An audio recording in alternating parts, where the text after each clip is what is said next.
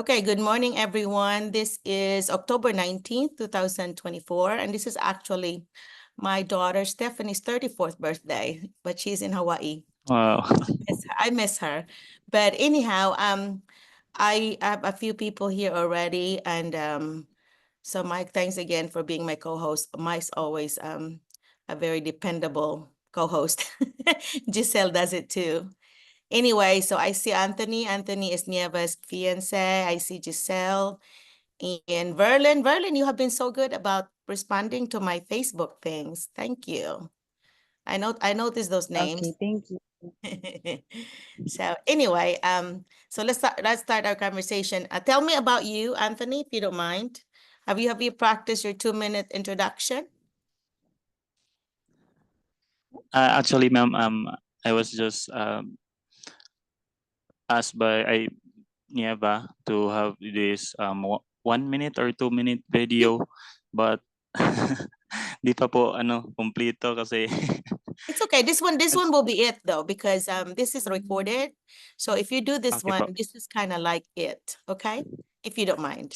So just use Okay po. your professional information. You don't have to do any personal other than you're teaching philosophy possibly and maybe why you want to come here.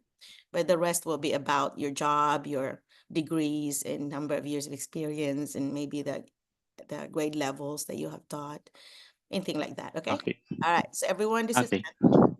Anthony. His fiance is Nieva, who is also a teacher in Brinkley, science teacher. Beautiful. They are a beautiful couple. Okay. Thank you so much, ma'am. Okay. Okay, so I am going to start now. So good morning, everyone. Good afternoon, or good morning, good evening.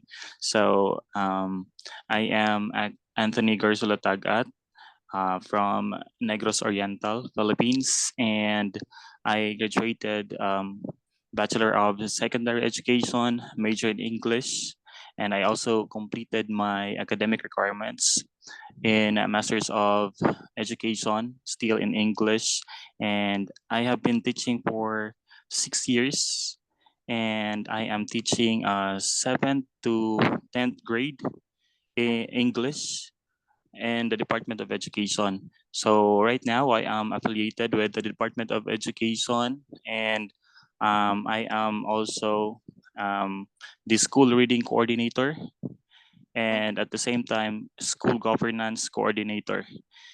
In my As a teacher, I always believe in my teaching philosophy, which is experiential learning. Since I believe that we have what we call this diverse learners.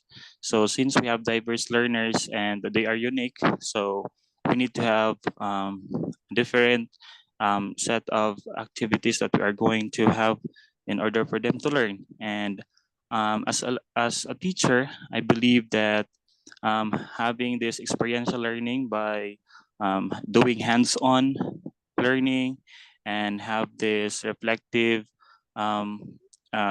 motivation to our learners, and of course having incorporating this what we called in the real world application. And I believe that this will cater the needs of our students. And as I have mentioned that we have these diverse learners, so as a teacher, every time that my students will enter my classroom, they actually have the potential to learn. And if we have to value them and respect them, as well as if we see them and supported them, as well as if we give them what we call this the tools that they needed in order for them to be successful, not just in school, but of course outside the school. That's it. And I think that's it, ma'am. And why did you want to come to the US? Why did you want to actually, come? um, actually, the reason is not for greener pasture, but of course to um, learn the culture of uh, the U.S. And I wanted also to share our culture the Filipino culture in the US, and then it is something that I could say it's the give and take um, philosophy by which I am going to impart what I have learned here in the Philippines, the teaching, learning, that the philosophy that I am into, or should I say the things that I have learned in the Philippines, I am going to impart it in the US. And of course, I would also love to learn the values, the culture, the tradition of the US. Yeah. That's it, ma'am. Perfect answer, Anthony, because J1 visa is a cultural exchange. That's actually the purpose of it, is that you can stay here in the United States for up to 5 years, and then after that you have to go back to the Philippines for 2 years and teach Hmm. there what you've learned for the 5 years, and then you can always come back. So schools, a lot of schools would just hire you back in 2 years. So those are really good answers because you really have the right, the right heart, that you're not here to just be, tago-tago or something. You're really here to go back, and you meet that 2 year requirement, which is the 2 year Oh. physical requirement. And you do have some people that did that actually became, undocumented here. Instead of illegal, you say undocumented. Undocumented here because they don't want to go back. And I don't ever want to encourage, Hmm. that's kind of a waste of your, I mean, I guess that's really abusing the kindness of the J1 sponsors, because they're responsible for you, Yes. right? And so you don't ever do that. Some of them went and got, like becoming a caregiver or something like that because they could no longer be a teacher if they're undocumented, so yeah, that Yes. saddens me. So yeah, thank you for the introduction. You did awesome. Thank you Yes. so much, Doc. Yeah. So what is your plan? Like, is she gonna be J2 sponsoring you, or are you wanting to do it on your own, or what is the plan for you two? Actually, I would love also to apply as a J1 teacher, ma'am. And if next year we will be arranging our wedding, if that will happen, maybe I will become her J2, and then I would love to apply there in the US as well. So that is if we are going to push through our bidding next year. Okay. But Well, I am planning, yes. But I am go planning ahead, go to ahead. actually apply, ma'am, Okay. Well, this year. have you been applying at www.schoolspring.com? You need to Not yet, ma'am. go to www.schoolspring.com, one word. And Okay, there's ma'am. yeah, then you can filter it according to the state you want. So if you want Arkansas, you just filter it to Arkansas, and then you make sure you filter it to full-time. You don't want a part-time teacher, you want a full-time teacher. And so you Yes, just ma'am. filter it there, and then it will show you all of the vacancies. October 1 is when the new visas for next year had opened. So we have a lot of visa slots right now. So this will be a Yes, perfect ma'am. perfect time to do that. Hey, Mike, do you mind finding that job postings for the 50 states and posting it, or even Giselle, whoever can find it, post it there at this chat, please, so that you can use that. What I did was I took all the 50 states and I took the top 10 to 15 in size of the schools in every state. And so it's an ABC order. So all you have to do is find the state you want to be in, and then you click on, on one of the links, and then it will take you to to the place where they advertise the jobs. So yeah. So I Yes, think ma'am. Mike, did you find it? You're looking for it? The name of the file would say job postings, Mike. So anyway, so yeah, I want to wish you the best. High school actually can find jobs easier than elementary. Sadly, that's true. That's true because we produce more elementary school teachers locally here, and a bunch of the majors are in elementary. Hmm. So a lot of times they could fulfill their openings in elementary, but high school is hard to come by. So English and English literacy is one of the ones that they have needs for. Special ed is really the biggest need right now. And then, of course, math and science. So the core areas, except social studies. Since social studies is not a tested area here, the only three subjects that are being tested by the state are literacy, math, and science. So those are the three core teachers that are really the schools are really careful about who they want to hire because you know your scores will matter to them. They even now in Arkansas, they even have some incentives now that the students are tied to the teacher, so the teacher could qualify for merit pay, which means you get extra bonus based on your scores. So that is something that's just been started. So I do not know yet which schools have gotten some, but it's not just the score, it's really the growth of the students. So each student will be compared to their own score last year and say, have they grown? In your tutelage, have they grown? So that's kind of what they're looking at. They want improvement. And so the score would be nice, but it's an improvement for every individual in your classroom. And so when you answered that you were gonna do, differentiated instruction and so on, that's really good because kids learn different ways. And I even, I did a study on gender differences on the learning, and that we are losing the boys, the males in our classrooms attention because we are competing with the video games and all the sounds and the the sounds and the lights and all the things that in the video games that they are playing, and here we are boring them to death at school. And so do you know, Anthony, that English is now becoming the most hated subject? It's so sad when I read that, heard that. Yeah. And I said, because Mm. I'm literacy specialist, I'm K-12 literacy specialist. That's actually my specialization. So when I hear something like that, it really makes me so disappointed, that we should make English fun. I would Yes. yeah, what are the fun things that you do in when you do your lesson? What are the fun things or engaging things that you do strategies wise? I would want to put you in a spot, but that your kids enjoyed or do enjoy whenever you use it. What type of activities do you do? I actually have this group activities, ma'am, or pair activity.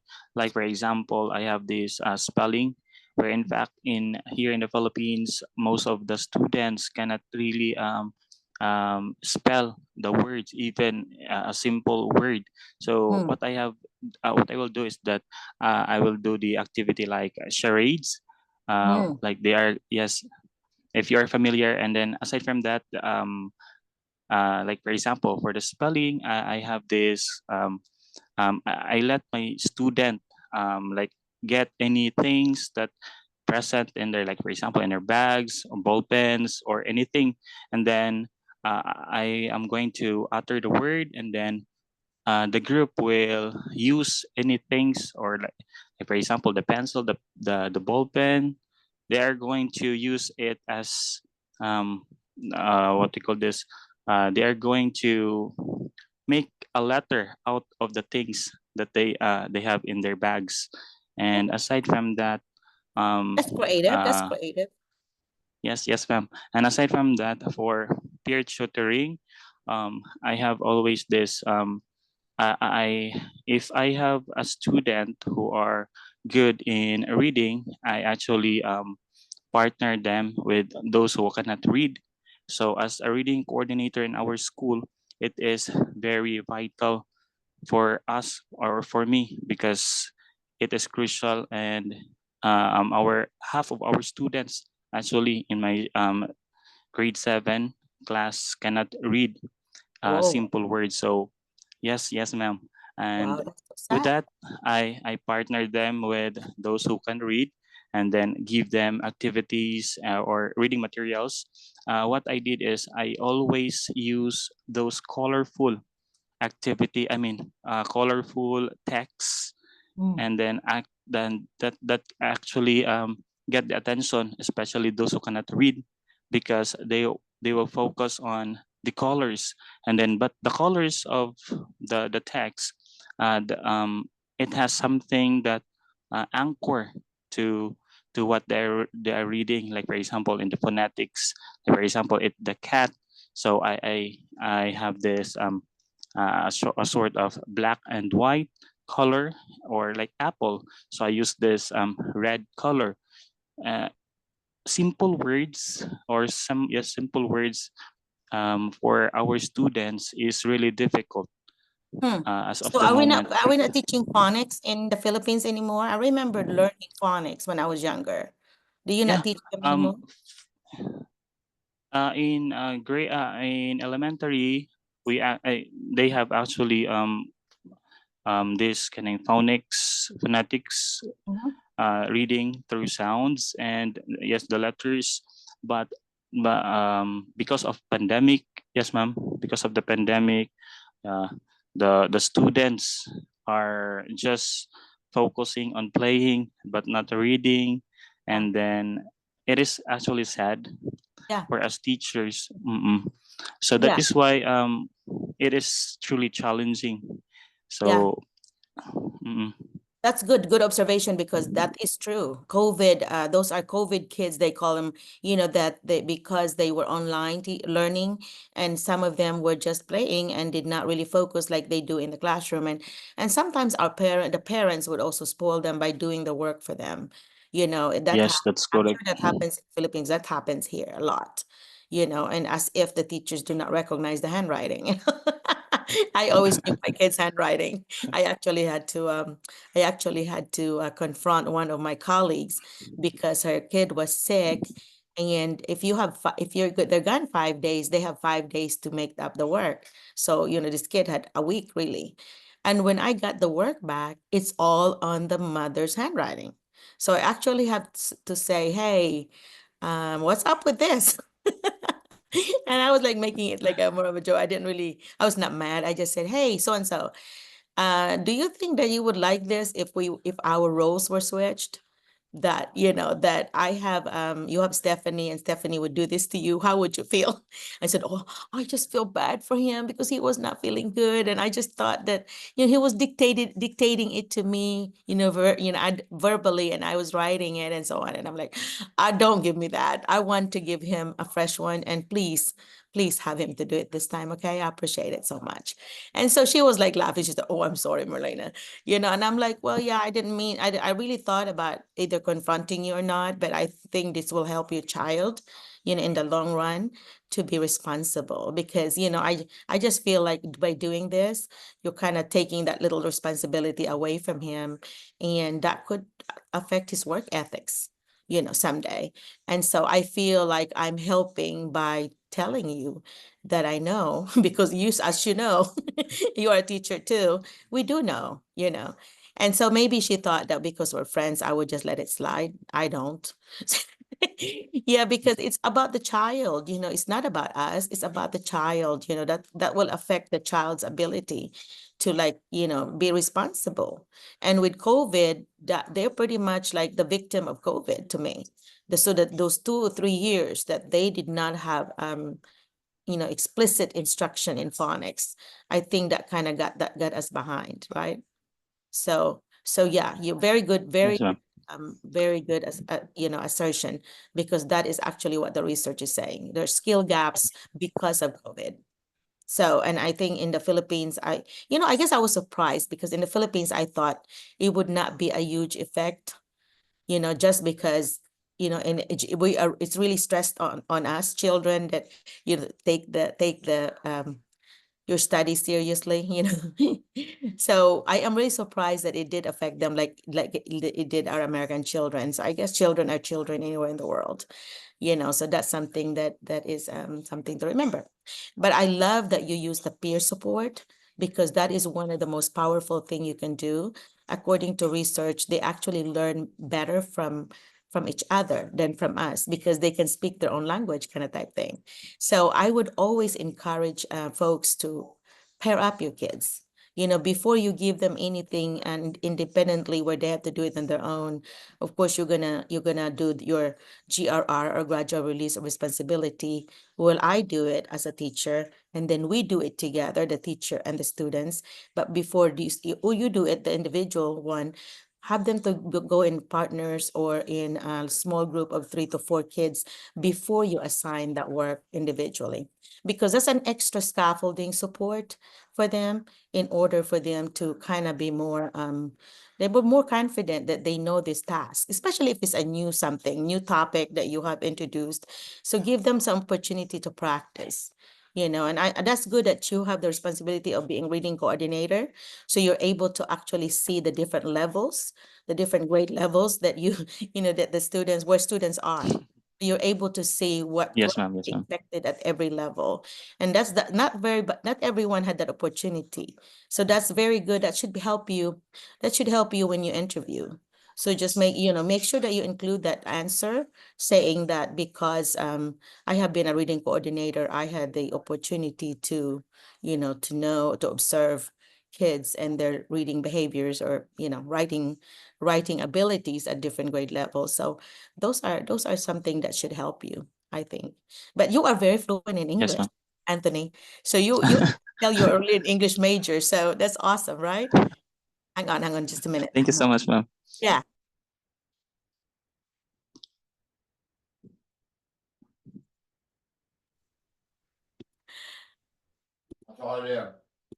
Sorry, I had to tell my husband to mute the TV. So anyhow, so yeah, Anthony, thank you for coming on, and I look forward to meeting you in person. So it sounds like your plans are optional, are kind of adjustable if you end up married or not. But yeah, you cannot come as a J2 visa, um, under J2 visa if you're not married, because Yes, yes, ma'am. you have to be a spouse, before you can come. Some of our teachers have actually brought their older parents here, especially if they're alone, not both husband and wife. It's easier for them to come as a tourist, because they have their husbands left at home or they got properties that they have to go back for, 6 months. They can stay here for 3 to 6 months, I think. And anyway, and they can renew it.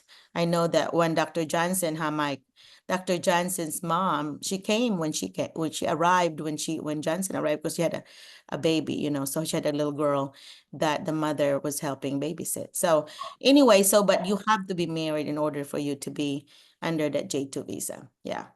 So Yes, yes, maybe, ma'am. yeah, maybe, that you have to look at the map, and you look at the map of Arkansas. We're surrounded by different states that is just, a few minutes or an hour or two drive away. For example, Tennessee is where Memphis is.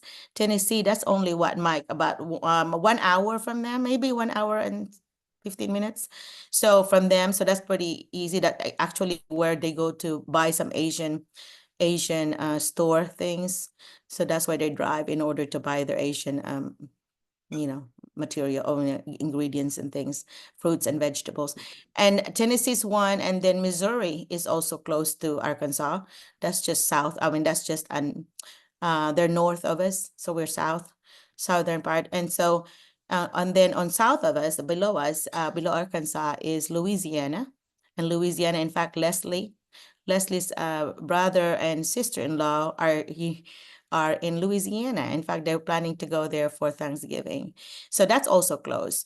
And Oklahoma and Texas are not bad either. We also share a border with both. Texas, where the border is Texarkana. So and then Oklahoma, we share a border in the western part of Arkansas. So those things, if you apply to those states, then you still are a few minutes or hour or two drive away. Hopefully, Nieva would be driving soon, and so you could just visit with each other. Do you already know how to drive? Do you already drive in the Philippines? Actually, I am practicing right now, ma'am. Good for But you. Good for you. I Yeah. How are you doing on that? Are you scared or are you confident in your driving? somehow both. I Both. Do you have a good somehow teacher? confident at the same time. Do you have a good teacher though? Because where do you live in the Philippines? Are you in Talisa? Actually, I Talisa. I Oh, know no, no, I'm Negros Oriental, ma'am. Negros Oriental. So are there some places there where it's not Yes. too trafficy, not heavy in traffic that you could actually practice, Uh, like in the back roads? yes. You do. Okay. Yes, there is a Yeah. place actually. Yeah. So because I was thinking I could just imagine Cebu City, forget it. You better find a really, small place, somewhere you can practice because Cebu is getting so Mm, heavy in traffic. When I went back pre-COVID, 2018 was my last visit. And we were stuck in traffic for 2 hours, guys. We were trying to go south to visit my mom's folks and, my grandma's, relatives and all that there. And we got stuck for 2 hours. I nearly said, let's turn back. That's how impatient I got because I cannot believe Philippines would have this much traffic. And then because then we found out that there was some construction going on. And then there was a wreck.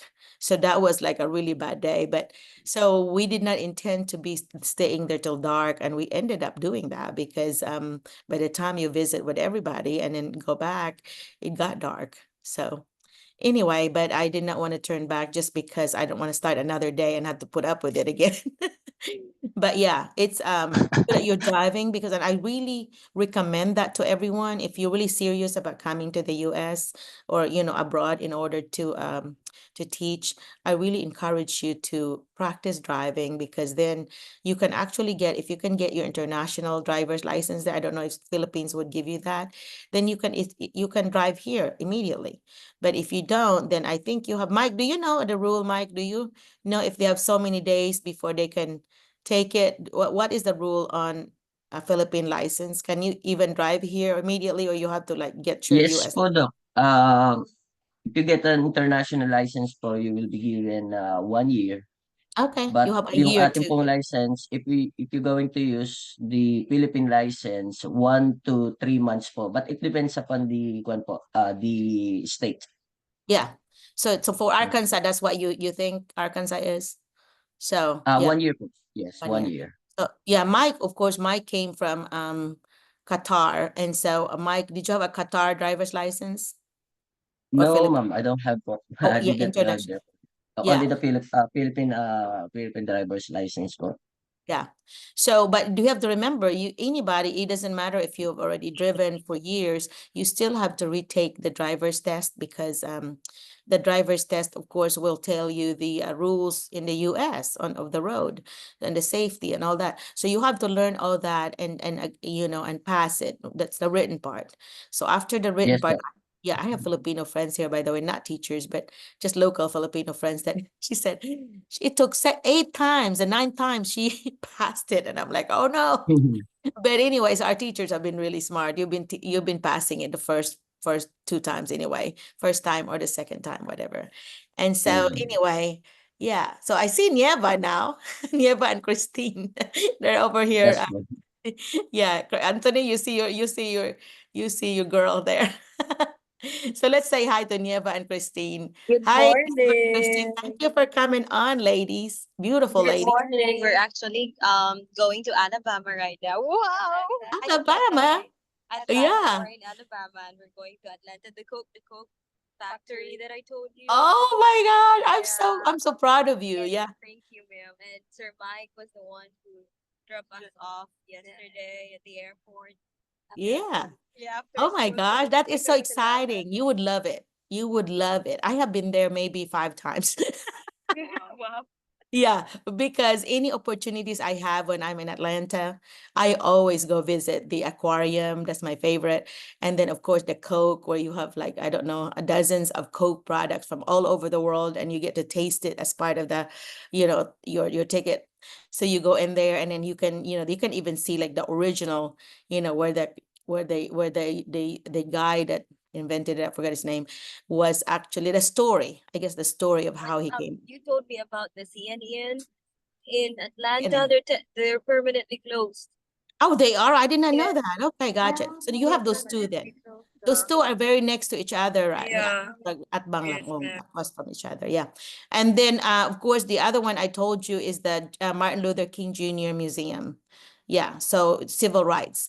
So you might want to check that out because it's really powerful story, big pictures, and telling the story of the rallies and all the things that I have a dream, all that. So I think it's gonna be good for you, being especially Christine, that you're an English teacher and you're going to be teaching the speeches and so on of Yes, Martin Luther ma'am. King, for example. So that is something that you might really enjoy. I really really like it. It's solemn to me, and it's really it makes you really reflect, like, oh oh my gosh, this is the history and this is what they encountered and this is the experiences that they had, which is really sad, the different experiences that the African Americans and they continue to, they continue to struggle in some areas right now and how they're treated. So, so that's something that you might want to really see because there's so many things to learn. Yes, And there's ma'am, like we little are. benches, yeah, little benches there you can sit down and just like, look at their, look at their big pictures and all that stuff that they're showing and some videos. And I sat there and I just, because I came by myself, last time when I was working for Coke as a consultant for Coke. And so I went down there and took Uber and just went down there by myself because somebody told me about it. So I just sat there by myself. So nobody was talking to me. So I was really able to reflect, on as if I live in that era in the 1960s, what I would have felt, how I would have been, because, we are also women of colors, we are not white, right? And so at that time, if they were told to go in a separate bathroom, colored only, we would have been there. We would Yeah, not there have was been a allowed to movie. go to the Yeah, white. there was Yeah. a movie. I forgot the title of that movie, but women cannot go to work at that time, and Mhm. if they were employed, they have to use a different bathroom, something like that. I see that one. Yeah. Yep. Yeah. But Is that the NASA thing? You might have remembered the NASA story. uh-huh. Yeah. But And I so, hope you have a good impression of Anthony. Yeah. oh, Anthony's awesome. I really like Kilig Anthony. akong Yeah. friend. Kilig akong friend, ma'am. Thank you. Yeah. I never, you did well, girl. You are a blessing to each other. I could just say, they said that if you ended up getting married, that you kind of seem to be looking like similar, and I think you have that. So I really think you have that, like Thank you you so much, almost ma'am. like that. You have that look. So I really wish you both the best, and I'll try to contact some of my administrator friends, Anthony, and see if they have jobs for you for next year. So I'll try to email some of them and ask specifically, because I'm also doing that for our elementary teachers, my cousin Fran and Giselle and Marlon, my Maria's mom. I'm also doing that specifically and asking them, hey, will you please make sure you hire these folks because they really need to be here. And so anyway, yeah. So I think that what Mississippi, I forgot to mention, Mississippi also shares a border with us, of course, by Helena, in fact. They're just being divided by the Mississippi River. But And we so were they are going hoping, to, yeah, Alabama. we were Yeah. hoping, Anthony will be hired in Brinkley lang sad, so that like the ano ba, transportation and stuff like Yeah, that. but it's not gonna happen. You know why? Because unless one of you will move somewhere, because they already are at the maximum number because of the number of the teachers you have. So unless one of the international teachers will move somewhere, then they will not be able to hire one more. The elementary district, I mean, the department is still looking for English, reading, and math teacher. So if I move to the elementary one, No, because you're still considered in the district, you see? It okay. counts as a district, not a school. It's a district limit, not a school limit. And so you have to be like so many percent of your staff cannot be international teachers.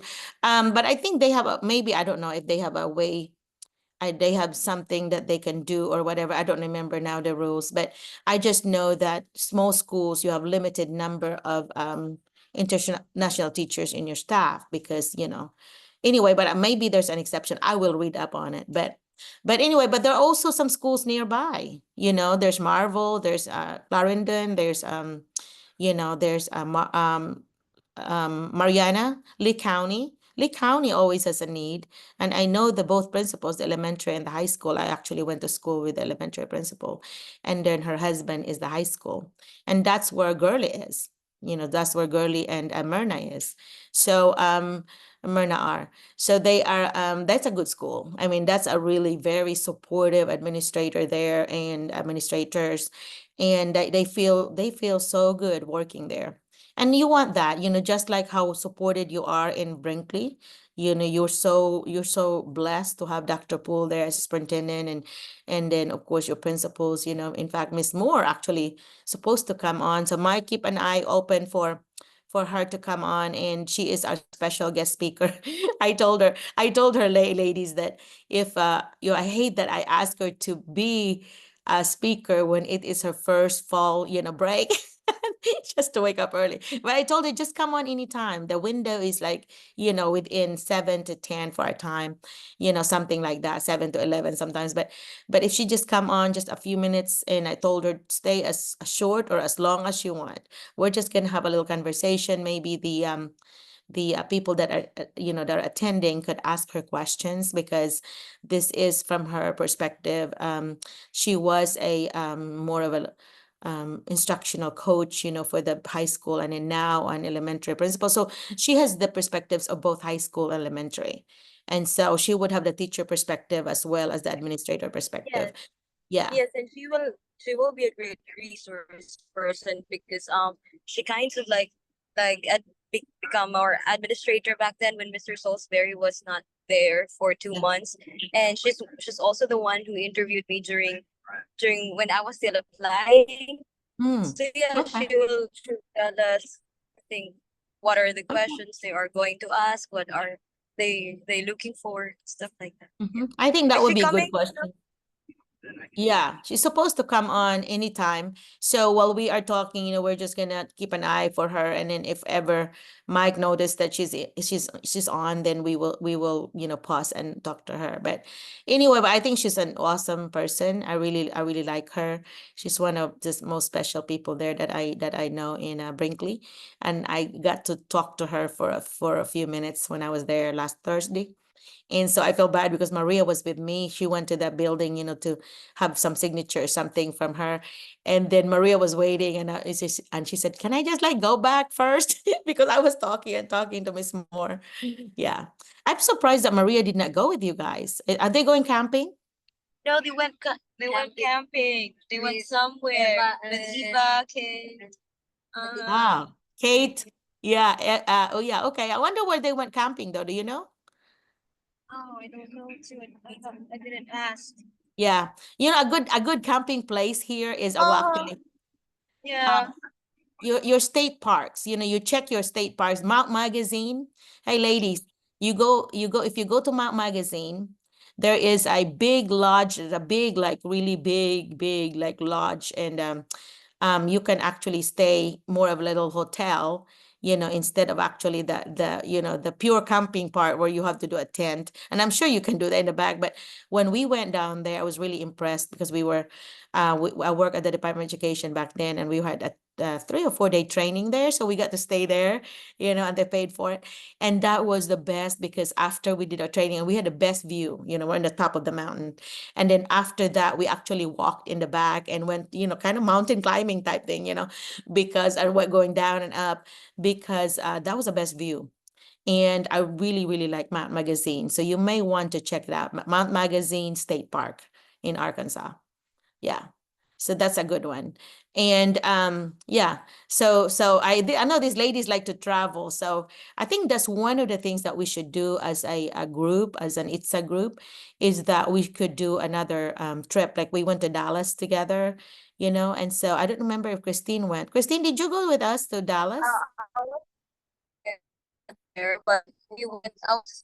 I was there when we first went to Mountain Home, to the Ozarks, Ah, went okay. to the kid. Yeah. Yeah, the waters. And we were actually planning a trip with Mr. Rope. And we were actually, yes, planning a trip with Sir Mike for fall break or winter break. Yeah. Pag ano kami, mama, Amtrak, Sir Mike. Yeah. Where are you planning to go with Mike? Mike? New York po. New I'm York. planning Whoa. to go to New York again. You guys, when you go to New York on a winter time and driving, you're gonna be meeting a lot of snow. Some of their snow would bury a car there. So you may want to be careful about driving if you're gonna be driving there. I think flying would be okay, but if you're gonna be planning to drive Train, that yeah. far. We will be riding in Amtrak's. Oh, Amtrak. I don't know. Yeah, You from you're Little brave. Rock or Little Rock to New York or Memphis to New York. How many hours is that, Mike? 18 hours? 20? Yeah, they said it's only 13 hours. 13 hour. Oh my gosh. So Amtrak, guys, is a big bus. It's a comfortable because it's a really kind of fancy bus. Here it is. They have it's fun because you actually get to see your view and so on. But that's a long time. It's like a trip from Hawaii to the Philippines. So yeah, that's too long of a trip for me. I guess I'm not very patient. But that is a good experience. That is something that you could experience maybe once. You may want to say, "Oh, I wish I drove. I mean, I wish I flew," because once you fly, for example, I want to fly to New York in order to, cross the Canada and also to go to Niagara Falls. Niagara Falls is on my bucket list to go visit, and so but you have to go to New York, because that's a border of the US and our Canada is in New York where the Niagara Falls, is located. And so that's on my list to go. And I know that with your J1 visa, you can go to Canada. And I think, was it you, Christine, that already checked on that you can go to Canada? Yes, ma'am. Yeah. Yeah. Yes, That's ma'am. an We've been yeah, to that's another thing Canada you can over do. the summer. Yeah. You can actually go out of the country and just like process visas. Yeah, you can Yeah. actually go out of the country and then ask for your visa sponsor if they they want you to process ano yun, valid travel validation form, and that's Mhm. the only thing that the immigration will ask of you when you Travel enter. validation form. Yeah, good to know. Yeah. But yeah, if you're under J1 visa, you have to make sure you always communicate with your visa sponsor because they're responsible for you. You're supposed to do that, I think, every time you travel out of state anyway. Did you know that? You knew that, right? If you travel out of state, you're supposed to at least email them saying, "Hey, I'm gonna be traveling." Is there a form you have to do on J1? If if if it's just ano across the country, I think you don't need to have to tell your visa sponsor about your travels. But Oh, if okay. it's outside the country, they have to know. You have to know. Okay. Yeah, because it's that's a good policy because they will be asked what happened to so and so, your the person you sponsor, and they don't know where you are because you didn't call them. But yeah, it just it's something that you should do. But so Nieva, what are your plans? What are the things that you're thinking, ahead because you just arrived here? I would like to know, I would like to put you in a spot a little bit and tell us your experiences so far being a teacher in the US for what, 2 months? Are you 2 months here? A month, 3 months. 3 months here. I So first what are came your here last. experiences? Yeah, tell us the thing that shocked you, surprised you, because you're doing an awesome job, by the way. No. Yeah. And she, I know she was so proud, bro. She was featured in our um the what is that cooperative, the Great Rivers Cooperative. She was featured there. Nice. Newsletter issued this month, September 8th. Oh, I'm proud of you. That is so awesome. Hey, things like that, you need to let me know because I love to hear things like that. So if you think about it, remind, let me know because it's nice to be able to congratulate you when it happened rather than like 3 months later. But hey, Neva and Christine, by the way, are best friends. So they're kind of Yeah. inseparable now. They just go everywhere. And they're so lucky that they're teaching in the same building. Just Yes. kind of one end of the hallway to the other, which is only a few Few steps. rooms away. Yeah, a few rooms away, a few steps away, and that both of the classrooms are really pretty, and they do an amazing job, and both of them had been really bragged about by the administrators that they do an amazing job, teaching. So I am bragging being a consultant that go and visit you every other week. So and Lisa too, my my co-founder, she also brags on you guys. So yeah, they're so blessed to have you. Okay, so what is it? What shocked you the most? Well, of course, the attitude of the students. Behavior. Yes, up until now, I still have hard time managing their behavior, but Dr. Merlina helped me a lot, Well, giving some good. stuff, giving especially the popsicle thing. Yeah, Think did all that the help you? Did students. that help you? Yes, yes. Because they keep on fighting me, Miss D. I don't have a system back then in calling names of the students. But now I use the popsicle Oh, stick thing. okay. And Well, I that's also cool. have, yes, the verbal warning 3 times where I write their name on the board and have the color coding. And of course, the AI things are really Yeah. in the AI, lesson plan and making presentations it makes your and life making easier, right? it Yeah. makes, yes, Yeah. the Jeopardy game. I Chat tried the GPT. Jeopardy. Yeah. Yeah, Introduced to her the Jeopardy. the Yeah. Yeah. Jeopardy game. I tried it yesterday. We have Which a one did game you try? Which one and did I you try? gave the Jeopardy game. Oh, yeah. Did they like Jeopardy. it? Did they like it? Jeopardy game. Yeah. Yes, yes, Yeah. it Yeah. Did has they get wild though? Did they get wild in the middle of it? Because they yes, yes, excited. they get Yeah. I think if you ask Maria's boyfriend Z for the quiz bowl buzzers, it really makes it fun because each team then will have their own buzzer, and then if the first one already buzzed, the others are not going to be able to see. Can see the light on who buzzed, and so it's really more fun to me. You know what kind of how did you know when who raised their hand first? Did they stand up? How did you know? they have rock paper scissors shoot. Okay. Bato, pick. Oh, okay, you do that. Okay, so that's what, yeah. Yeah, teachers do it differently. Like some of them would actually use like a stuffed animal and they throw it up, and whoever you can see it then because you can see the animal being thrown, as long as they don't throw it and hit the light or whatever, you have to show them. But yeah, some people would do that because it's obvious who throw it first or whoever stood up first. That's another way is if they're seated and then if they got the answer, they stand up. You know who stood up first. But sometimes they could do it at the same time. That's the beauty of buzzers is that will whoever the first one is really the first one that would light up, and you know exactly that person is the first one that knew the answer. Yeah. So tell me about what happened though. What was the topic that you did for Jeopardy Labs? I did photosynthesis. Photosynthesis. Okay. Yes, Did they my know ninth it? grade class. Yeah, did you Yes, create it or did you just edit somebody or use somebody's?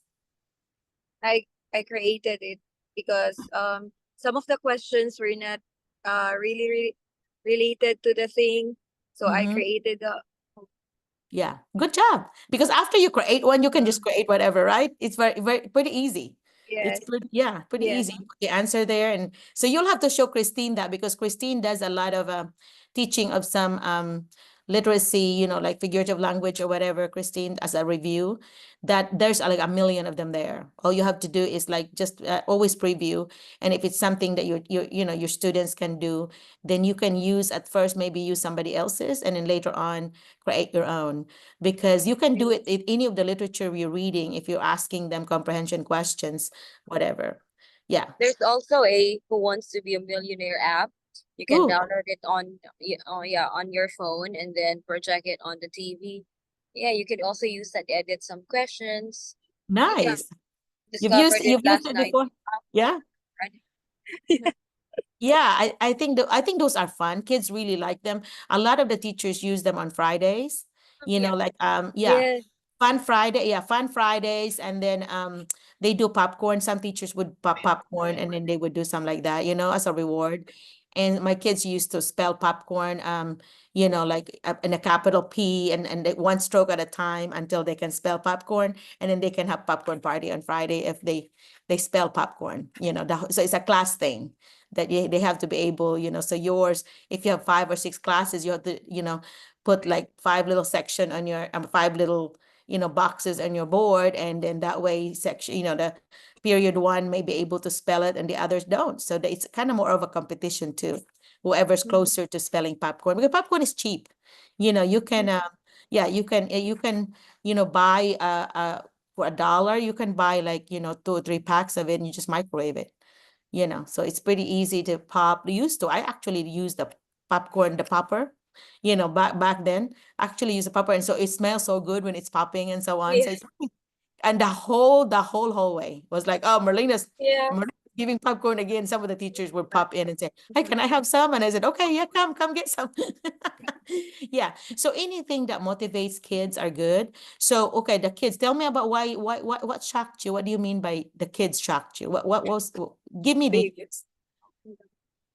Like like when they rather talk.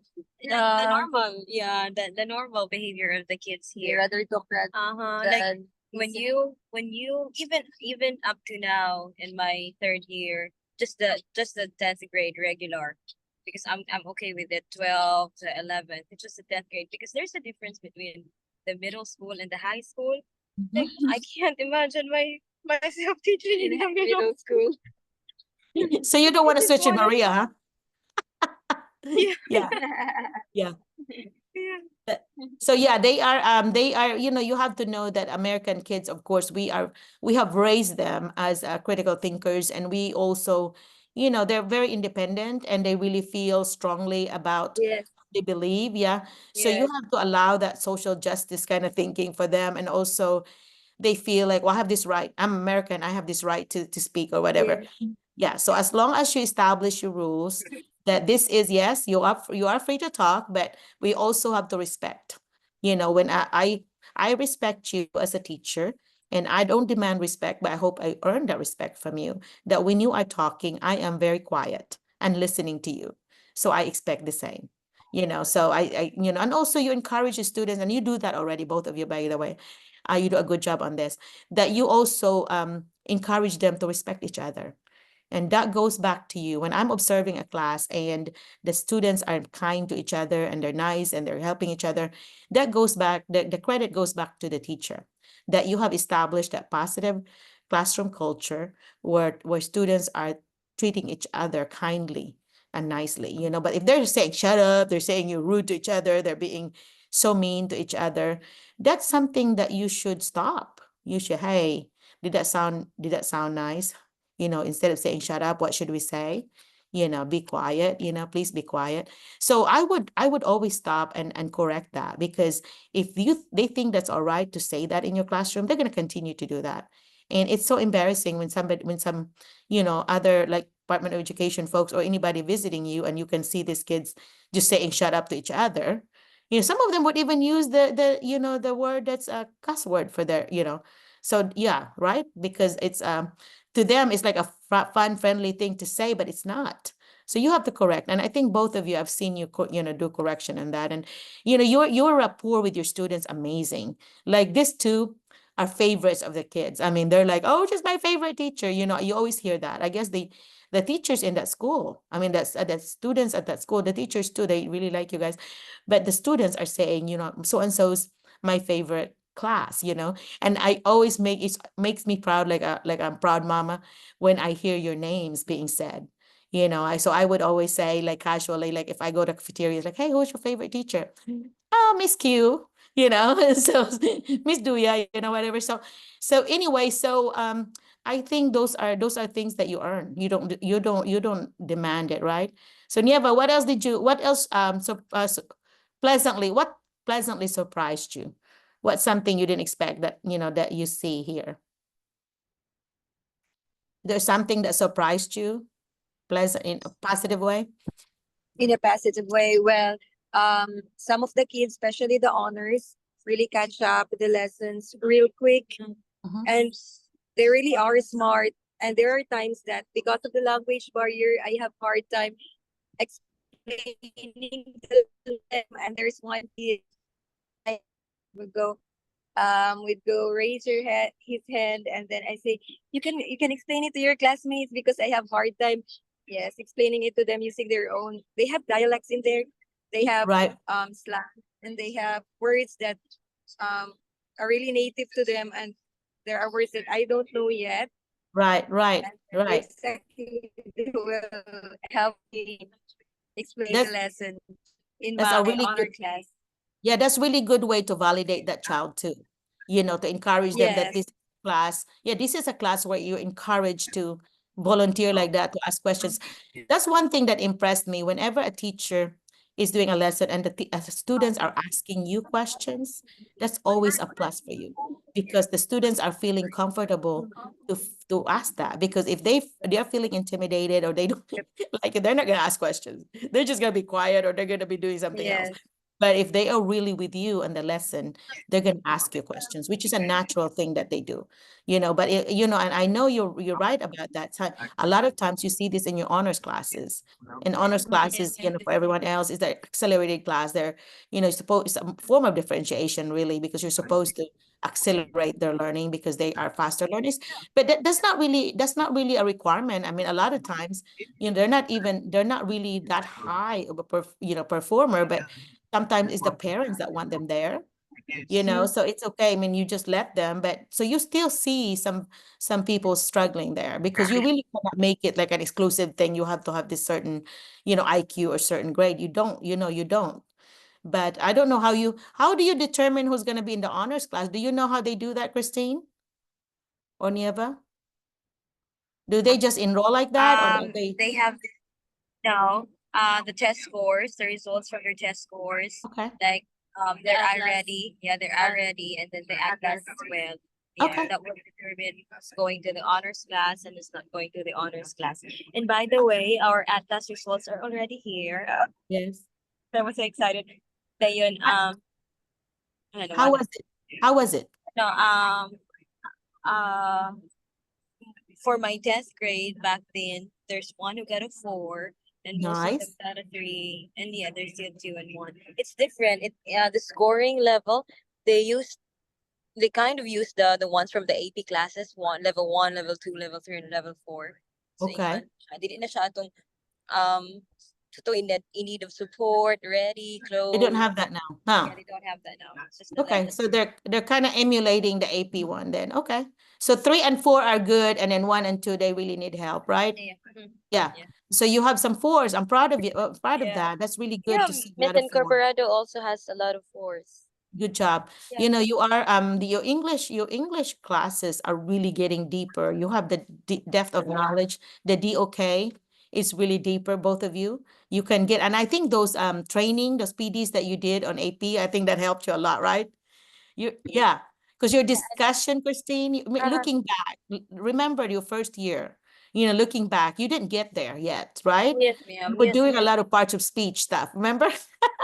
Yeah, because I mean, in the Philippines, we're focused on the structure of the language more Uh-huh. merely, and we don't focus on the reading comprehension much more because it's not Tesla. It's not our thing. It's not our thing in the Philippines as yeah as yeah as learners.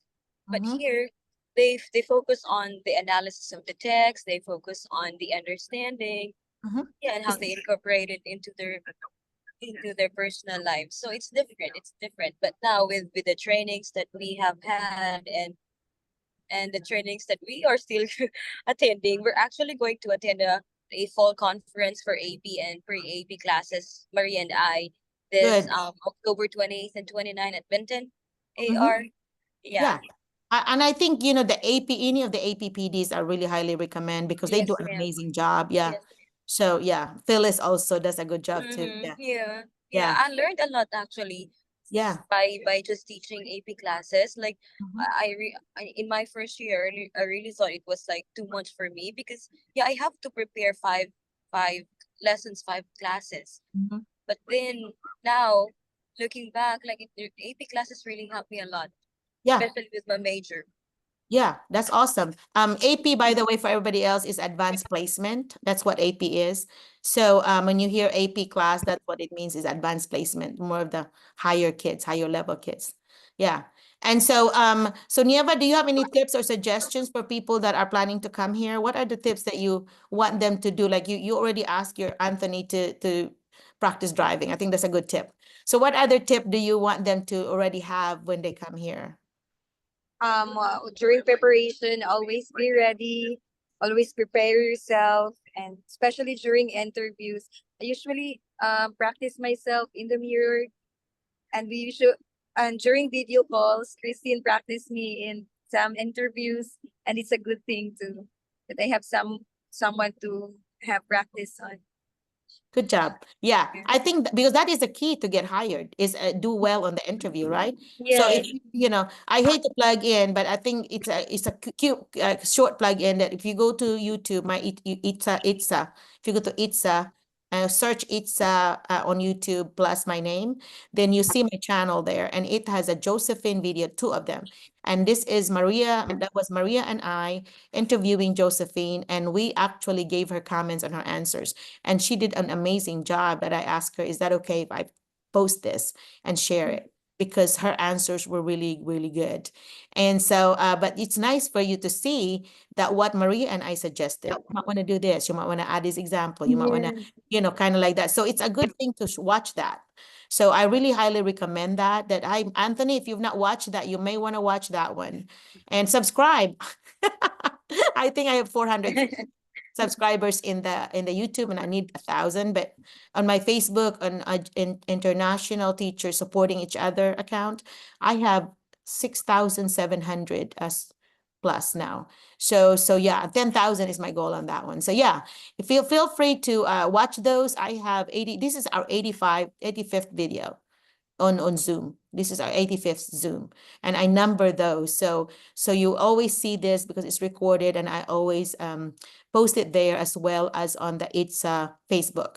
It's always going to be there. Okay. So you will see yourselves later after we do this. And so, but you are enjoying yourselves. Like, ladies, I know you have so much fun after school, but you're also enjoying yourselves in the classroom, right? It looks like you're happy there. Am I right? Did we lose them? For everyone else, you need to remember that in some places here in the US, there's some cell phone, like they call them there's like a hole, there's no signal. There's some places, especially in Arkansas, there's some hills and valleys, and all that you will, if you go by there, they're like, oh, there's a few minutes there where you don't have any signal. So if we lose them, that could be it. In Alabama, I remember the state MAG, it spells MAG, Mississippi, Alabama, then Georgia. And then, of course, you're going to go to Florida there after. But yeah, it spells MAG. So you're in the M and in the A for Alabama.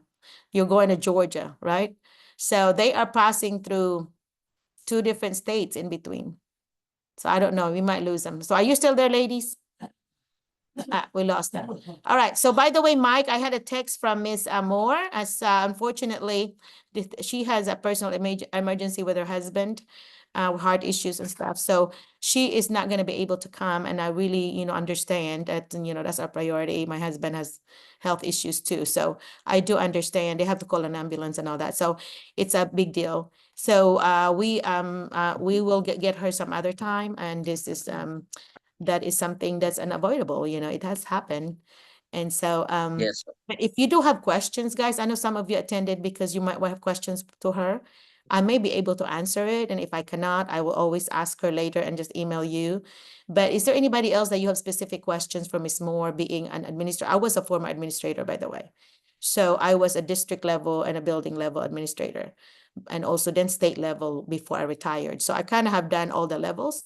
So I don't have all the answers, but I always kind of know who to ask possibly. I have resources I could use.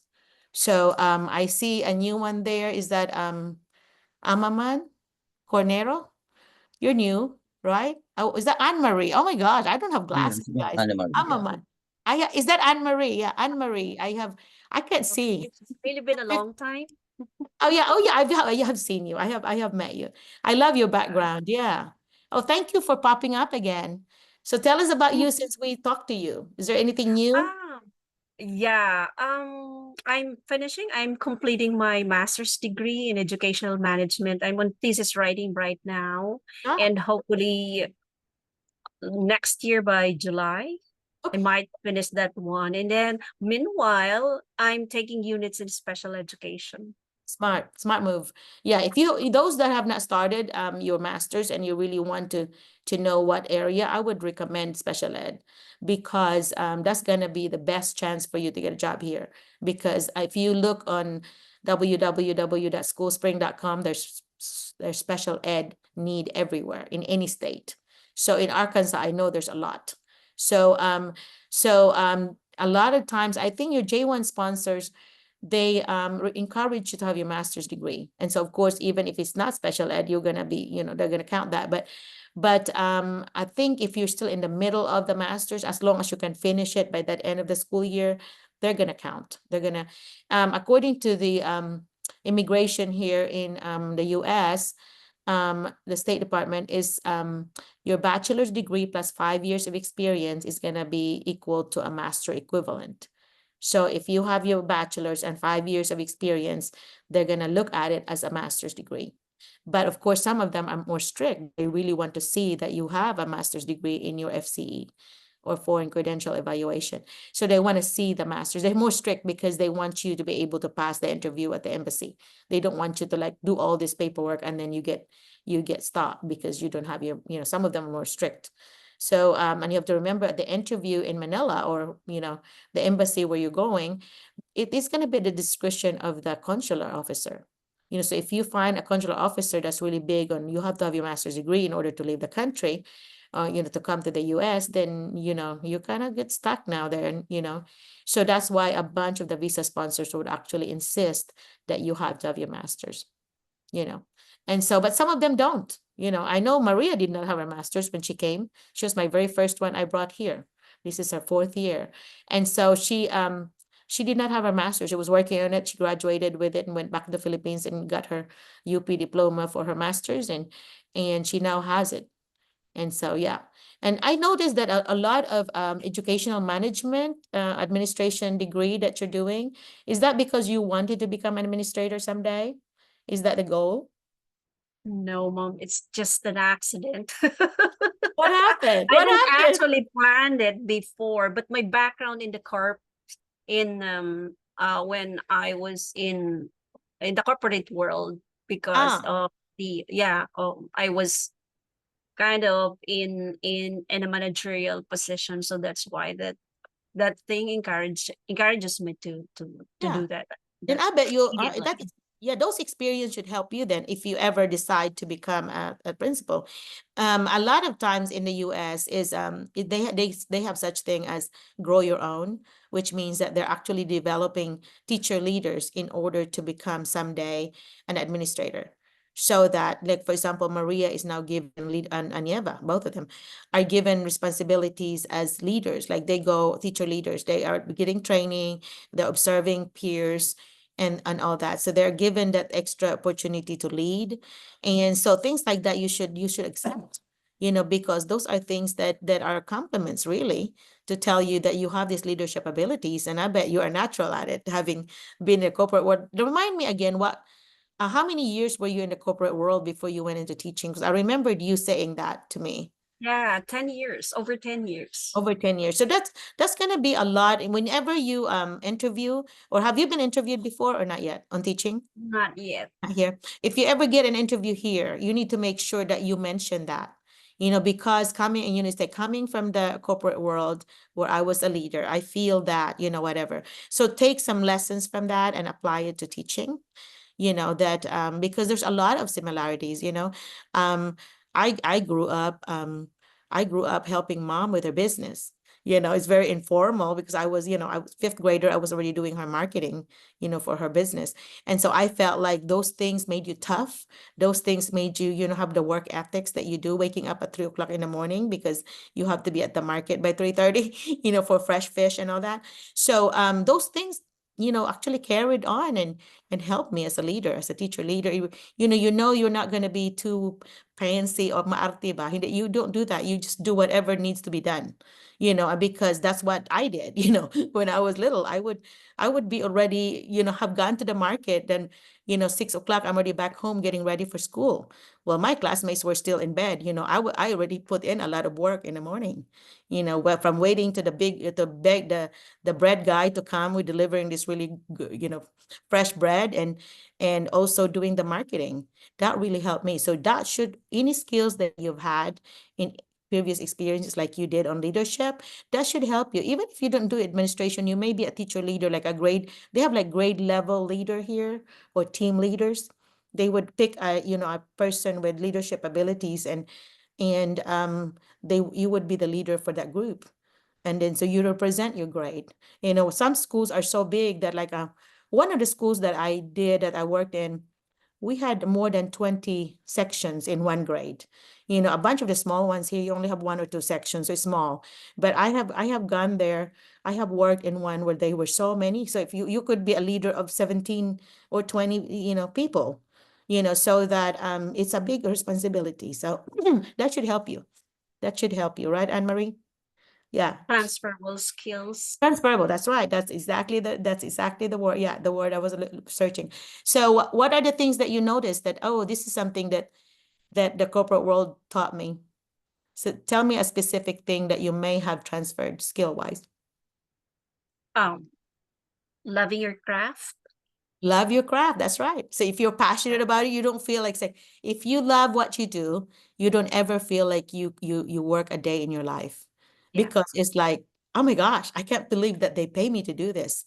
And I still feel that way about me in my job, in my consulting job right now. I felt the same way when I was teaching and when I was administrator. So I knew I was in the right profession when I'm so happy. Like when I was administrator, I would go to the classroom and I called that my kid fix because I was missing the students so much. And I ended up like, and I told teachers this, I'm so jealous of you that you're still out there in the field with students. Here I am in my office and I have to go to classrooms to give me a kid fix because that's why you are here in education, is because you love kids, right? And you love your craft. So I had to have that once in a while to make me happy. It's almost like my little like how we eat candy and makes you happy. It's like my candy, as an administrator, because sometimes it's frustrating, especially if you have to deal with angry parents. Sometimes it's such an unfair thing sometimes. And so this is something that's an outlet for you. So yeah. So loving your craft, I love that. That's, being passionate about what you do. And good for you that you switched from corporate world to teaching. What made you switch? Because I trained people when I was in the corp, so I think that that kind of interest is has a link to Ah. teaching, because I realized that I have that ability to teach, so that's why. Yeah. So you know yourself. See, you're very a reflective person, sounds like.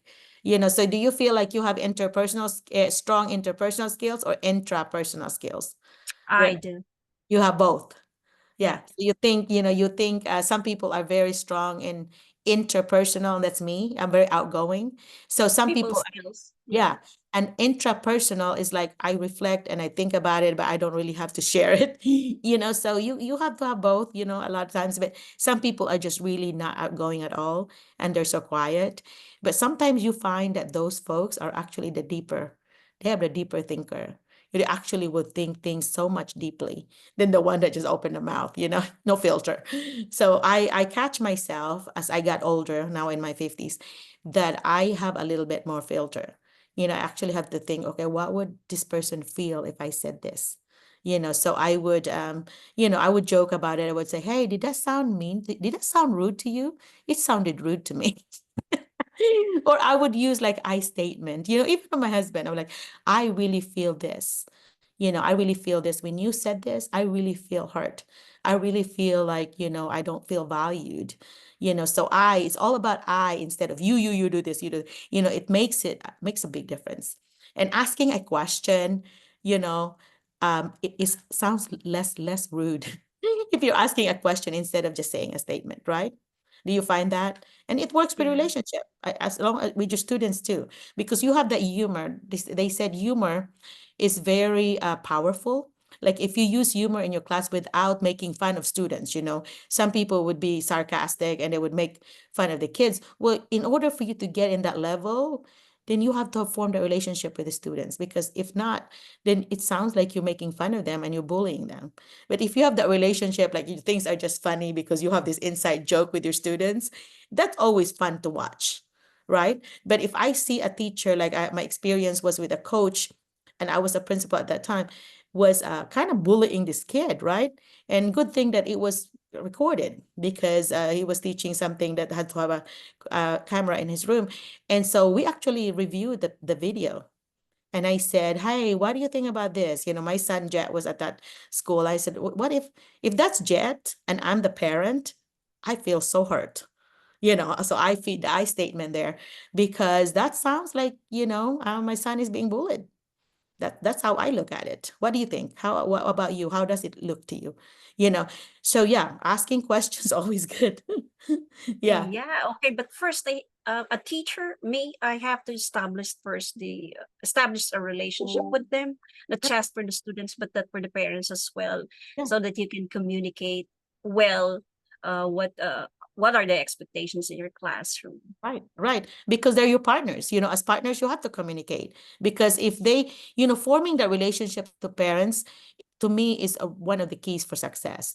Because you have some parents that really, like especially if you're a teacher that's kind of very strict, for example, and you may be if their child is so sensitive and they think that you are hurting their child's feelings, and you have not formed that relationship with a parent, then they're gonna think that, oh, you're being mean to my kid, you're picking on my kid, and all that. But if they know you through your communication with them and all that, I would encourage you to do a communication notebook. That's a good one, where they do reflections or writing. I did mine every day. You don't have to. You can do every other day or whatever. And so then you can see your communication with the parents, a three-way communication, you and the parent and the student. And so they always know what's going on. And another one is a communication log. I don't know if you're encouraged to do that in the Philippines, but in the US, a lot of schools are asking you to do a communication log. This is just a notebook or digitally. It could be the column, first column is a date, and then you can type of communication. It could be in person, it could be text, it could be email. You put down the type, and then you put the reason, the parent's name, and then the reason. And then I always put, like, it's like a story, so what's next step? What happened to that? Whenever you call this parent, this is a problem. How was it resolved? It needs to show there, because your next step could be, I need to do a follow-up, which is really, to me, that's one of the best things you can do when dealing with, especially with discipline with students. That you do a follow-up, you check on it later. Hey, how is it working? It's working in my classroom. How is it working at home? Because a lot of times, sometimes they have problems in school and they also have problems at home. And because sometimes it might be because they have, like relationship issues among parents or Yeah, among, adults, and they are taking that with them, that the heartache is with them, and they're acting up because of, it's more of a call for help to me. If a child changed, a child that's really good, pleasant, and all that, and all of a sudden this kid became like, different, then I always find the root cause. And that's a good answer for a question. If you ask about you have a problem with a child, you always find the root cause, because yeah, there's always a problem with the behavior of the child, especially if they're coming from a dysfunctional family. So I think that the communication that we get into, so both parent and teacher can discuss. yep, Well, it's yep, only the Facebook and the messenger, so we invite parents to come to school and discuss things right. about attitude and behavior of the students. But there's not much about such kind of situation in the Philippines. I don't know in the US, but That's common here. That's very common here, especially with divorce. You Mhm. always have, you can see when kids are having problems at home, like their parents are fighting a lot, because in their communication notebook, they would write this to me. They would say, well, last night I could not sleep well because my parents were fighting all night long. And or some things, they would say things like, well, my father got picked up by the cops or whatever, or my grandma died, or my grandma's in the hospital. Feelings things, because you have to remember the amygdala part of the brain, they won't learn unless you take care of the emotional part. So them sharing with you, because you have formed a relationship, will be good, because they feel open. They feel like, this is a teacher I can actually talk to, and listen. You know, um, I think wait time and listening time, that's a weakness for me for years. I'm still working on it. Like, after you talk, try to pause 1, 2, 3, and then before you talk, because you process that. And before so you're supposed to pause before you ask the question, and then after, because you have to allow kids to process that. And that's why if you ask questions rapidly, a child may be answering the first question and you're already in the second, because the child took that long to process. So your kids like Yes. your struggling learners, your special ed children may take that long to process. So if you're a teacher that does not have wait time or not very long wait time because we're impatient, sometimes we need to get these things done, then that's affecting our struggling learners. Do you see that? Have you seen that in your classroom, Anne Marie? Yes, yes, yes. Given the minute to process the response, it's like you're showing respect that you value their insight, their ideas, Mm-hmm. But I think and it's you a keep it coming. yeah, keep it. Yeah. I think reflecting back to 1987 when I came to the US as a 19-year-old student, I there are some things that we do in our culture that we didn't even know that, oh, that's something that's not acceptable here. Like I used to like hit, like I would say, oh, yeah, and I would hit, people like this. And my husband would like, why are you doing that? Why are you hitting me all the time? And I'm like, I get excited. I'm like, I would like do this. And it's like affection, right? No, you don't hit people like that, because you're excited. And so he would tell me things and then we would walk, and instead of walking straight, I would like try to veer towards him and like, blocking his way. And I didn't even know I did that. So those are some things that I have to learn. And he would joke things like, you know what? It's been 1988 since I finished a sentence with Merlina because I get so excited and I would cut him off. And so I Because would, I think it's the Filipino culture that when we get this excitement, it's like we want to touch yeah. I have, somebody or top. mm, Okay, mm. but there's an implementation now in school that we have to maintain 1 meter away distance from a student. Ah, Okay. okay, teach but not Yeah. touch. That's good. Yeah, teach but not touch. That's always a good thing, especially high school, I think. Yeah. So 1 meter, one Yep. meter, that's Mhm. 3 rulers. Oh my God, that's far. Yeah. So, but here in America, when you come here, Anne Marie, they like to hug. So what I do is I just do like side hug, not like this, but side hug. I just like, pat them, or I would say, fist bump, especially after COVID, I'd rather have fist bump. Yeah. You tell That's them good. I want fist bump instead of a hug. Some people are huggers, they want to hug you, but be careful about high school, because that sometimes it's like, they really, because we're short. So they think that they can just, oh, they put their hand here because, oh, you're so short, whatever. And I tell my students that is something that's really personal for me. I do not like to be, I mean, I'm short, but please don't call me that because that's an insult to me, because well, small, dynamites come in small sizes, all that, but you don't insult people because it's something I cannot change. So I always tell my students, do not ever criticize someone about something that they cannot change. They cannot change I cannot change my physical appearance. Yeah, I could diet maybe, but to make it, I may make myself skinnier, but I could not make myself taller. I get shorter. I lost 1 inch for every 10 years I'm in America. I've been in America 37 years, so I lost 3 inches already. So I came at 4'11". I think I'm 4'8" now. That's sad, but that's osteoporosis for you. That's like a bone thing that runs in our family. And so, Mhm. when you see me, they think, oh my God, you're short. And I'm like, yeah, I am. I am. And so So anyway, body shaming still exists in the US like that. oh yeah. And so I just wear tall heels. I mean, just longer heels in order to feel taller. But it's not about height. Sometimes they judge you because we're short, that they think we're not going to be capable of discipline because we're short. Mm. And that's one of my fears whenever I was going to school to be a teacher here. And I said, oh my gosh, what if they won't listen to me because I'm short? What if they won't listen to me because I'm Filipino? I had those fears in my mind. But you know what? When I did my student teaching, I did not have that issue at all because they know that I care about them. I'm really happy to be here with you, and I really am excited when you learn, and I learn from you. I don't have all the answers, but sometimes you are teaching me. My students are teaching me, and I'm learning from you, and I share that with them. I said, you know what?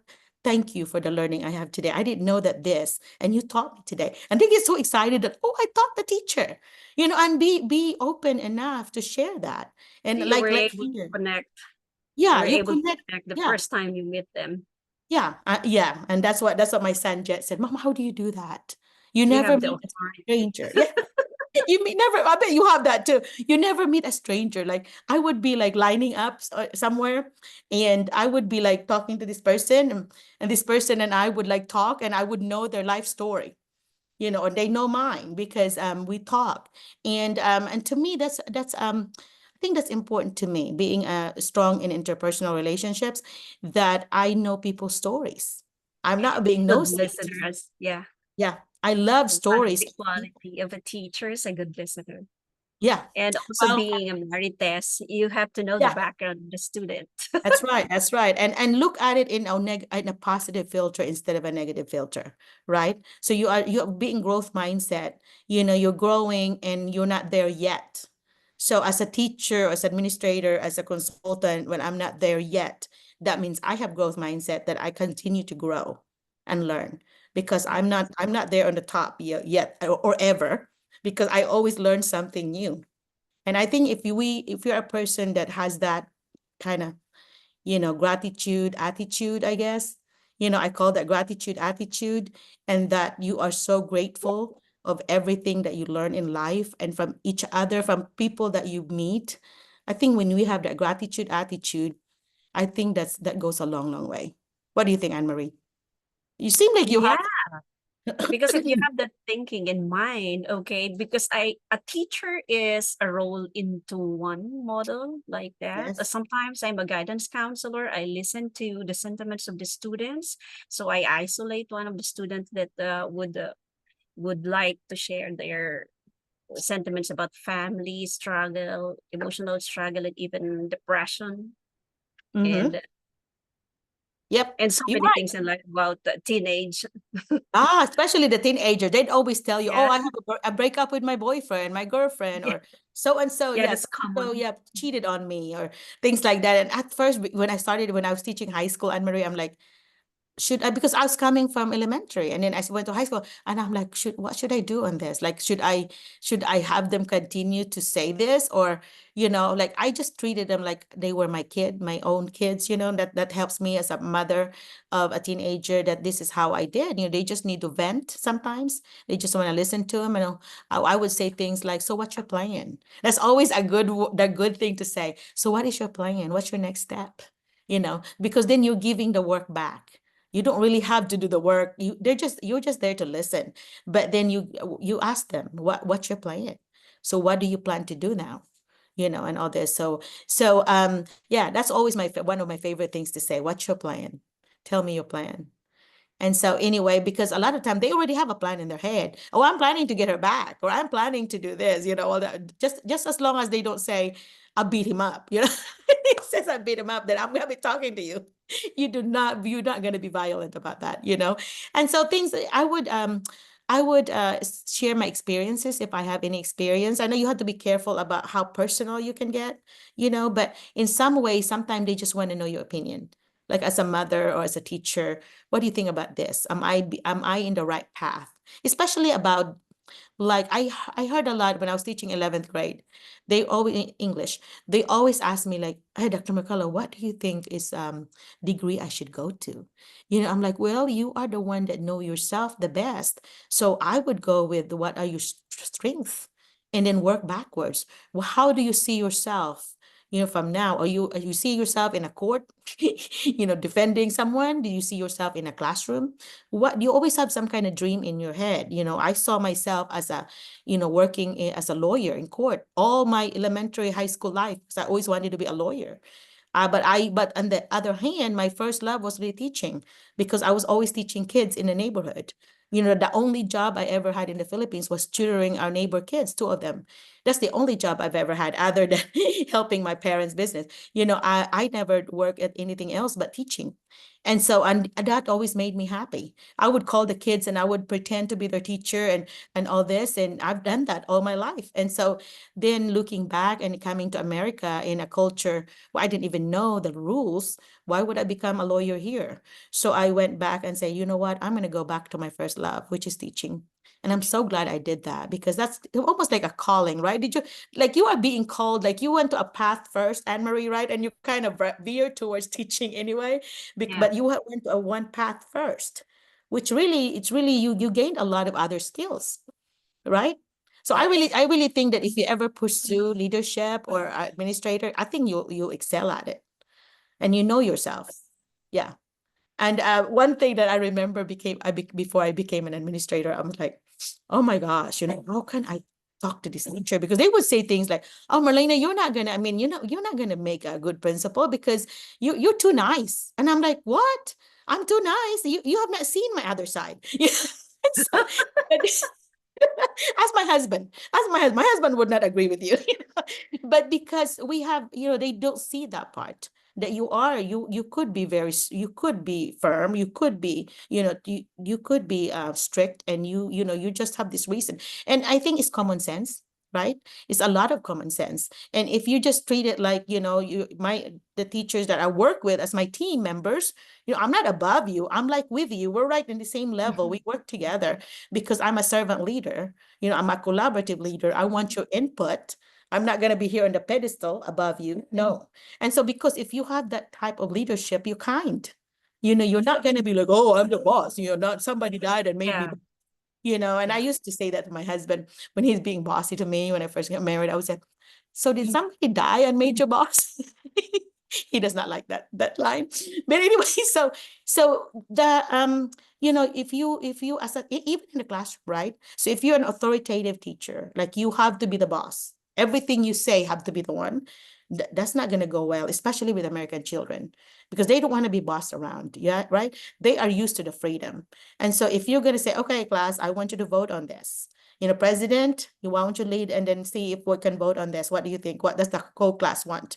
For example, even as little as like, what reward do you want in the next month? We have a monthly reward thing, or popcorn or pizza. So let's spell pizza this time. When we spell pizza, then we can have a pizza party, all that. So so they had that input, and they work at it, because that's that they are part of the decision. Do you do that in your classroom, Anne Marie? Do you include The team must feel that they belong to a Yes. family, not just following orders from a boss. Yes, that's right. And that's what you've experienced in the corporate world, right? Yeah. They have that ownership. So a leader should be participative and collaborative. Yep. And got it's it. empathy as well. Yep, empathetic, that's right. And as a strong leader is really does have those leadership styles, collaborative and being servant leader like Christ. Yeah. But authoritative leader, I find that some of the new leaders are that just because they don't know better. And Because they are a good leader is a good follower. That's right. Exactly. Oh, that's a good word. I love that. Yeah, and I've read that somewhere.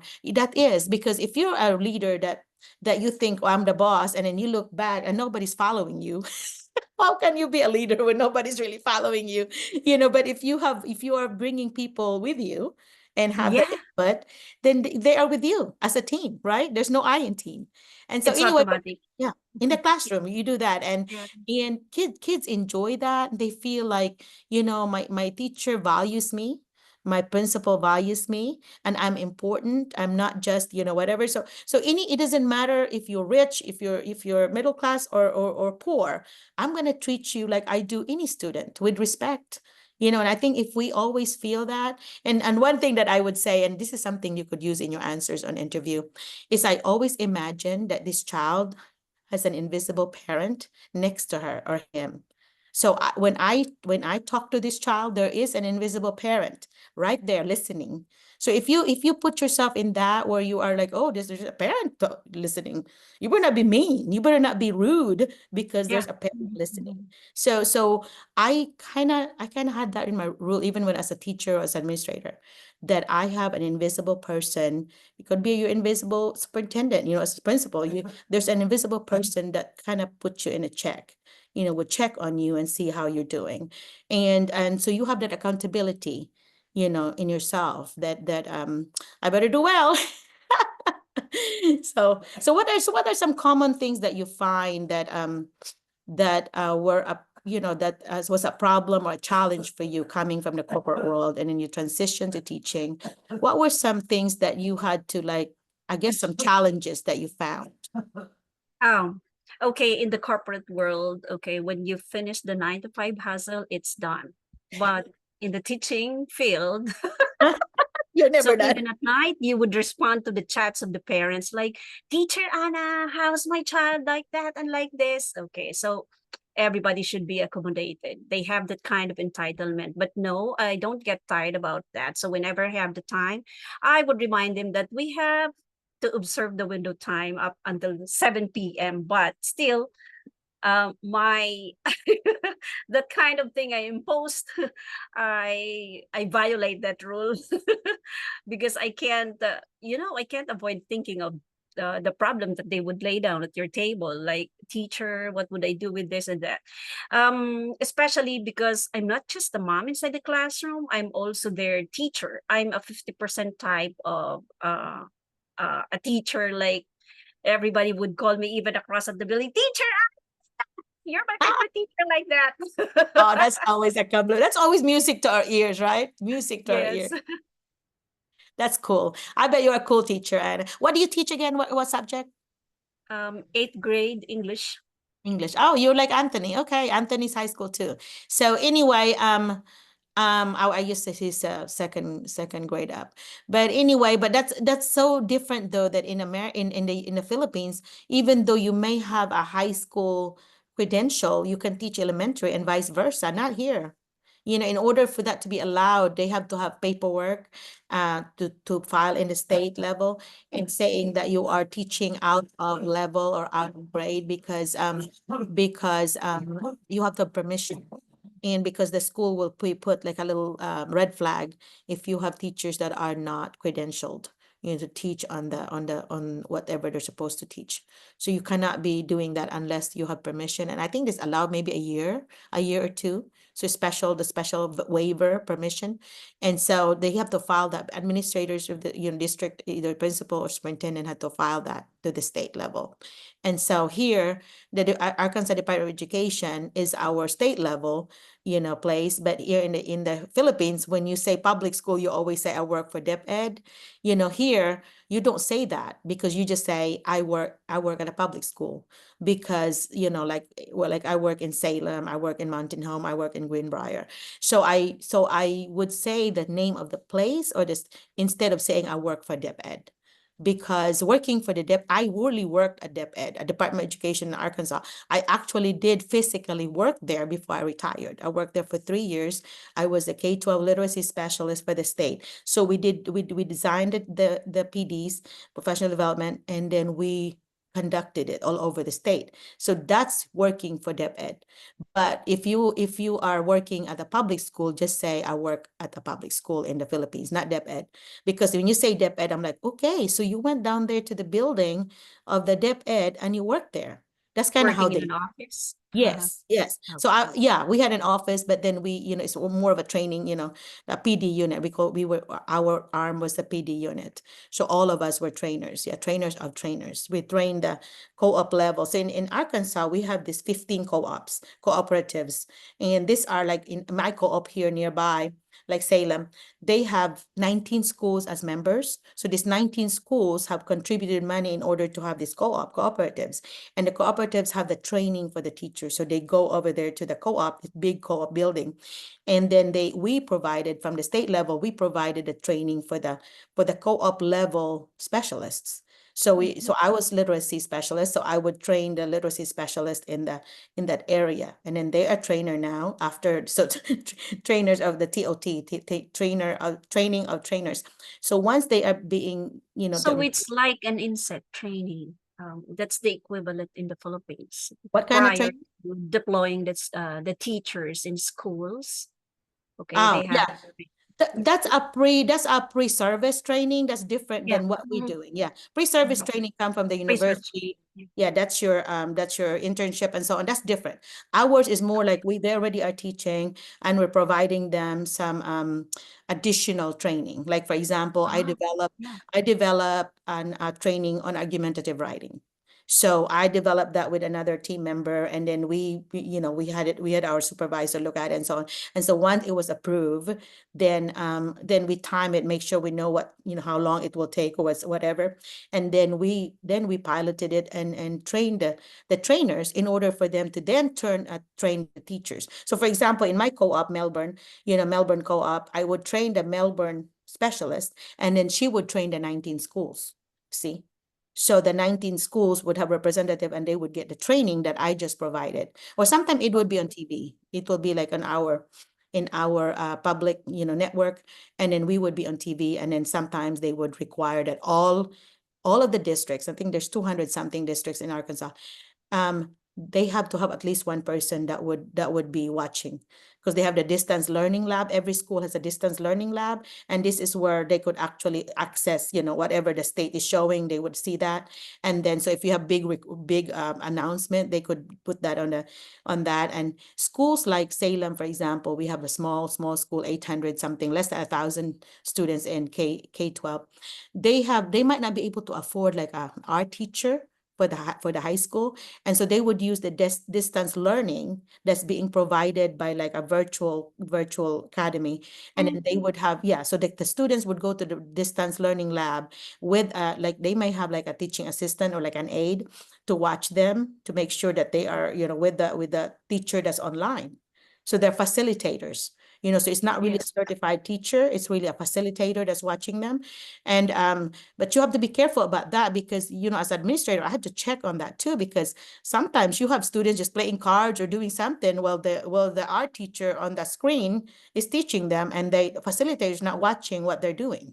So you have to also inspect what you expect. You expect them to be paying attention. Yeah. So anyway, so this is really good stuff, conversation here. And Marie, thank you for coming on. Yeah. So anyway, I'm gonna let Mike take over, because I have to go get coffee, okay? So Mike, I'm taking a little coffee break real quick, and then you can just talk to them if you don't mind. Yes po, Doc, no problem po. So I have here two of my friends, Ma'am Cathy and Ma'am Betsy, and we have here Ma'am Lovely. I think she just arrived here in the USA, right, Ma'am Lovely? I didn't see any update. That's why I didn't post something on our Facebook group. It's already there in Mm-hmm. the show. Uh, Ma'am Maria Lovely. Else here. Hello, Ma'am Betsy. How is life there in Qatar? Hi, sir. Nag-change weather na, kaya medyo umuuso na naman ang colds and cough. Mm-hmm. Yeah, I decided on iced tea instead of coffee. So anyway, you just get so thirsty, you're talking. So thank you. Anne Marie, last minute is there something that closing that we can wrap up our conversation? Do you have something that you wish that we address?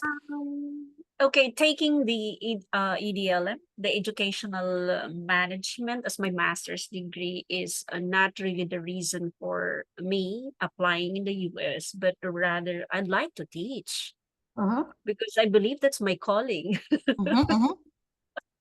Yeah. Okay, so that's why I have these units in special education, because every year I handle a special child, like for example, a non-speaking child with the ADHD. Because in the Philippine setup, these children are not recognized. It's only in the paper, like Really? EDI, They're not being inclusivity, served? diversity, and inclusion, and all. It's just all in the paper, but no one Yeah. recognizes, and we don't have a backup for that, especially Wow. because a lack of funding. Yeah. Well, that's not, if you do that in the US like that, then you are breaking the law, and the Office of Civil Rights, OCR, will get you. Will fine you. It's a very big deal here. You have to address the needs. Ask Mike. Mike is a special ed teacher, huh, Mike? It's a big deal here in America, right, Mike? Yes, yes, Doc. Yes, Ma'am. Yep.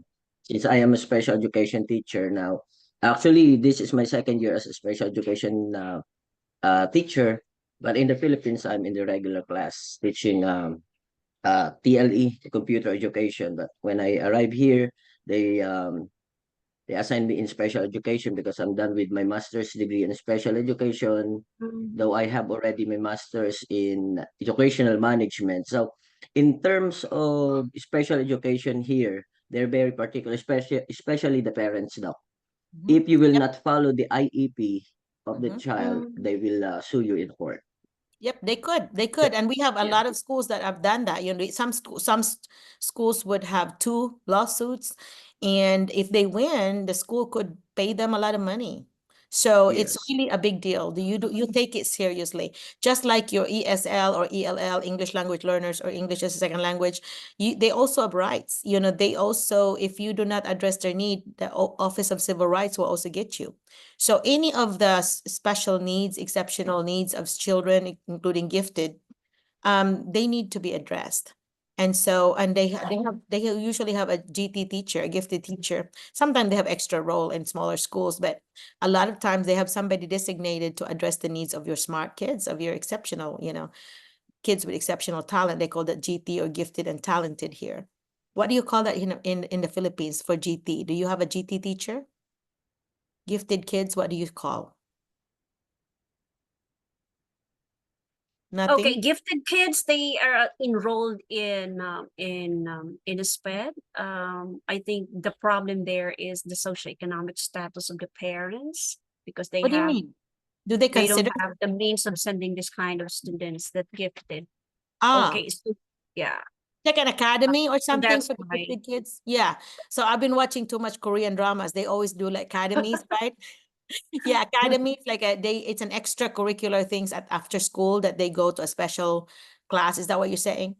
Yeah. Mhm. So, but yeah, it does take money to do that. So kids, special, children that have special talents or whatever, they might not be able to avail of that because of the money.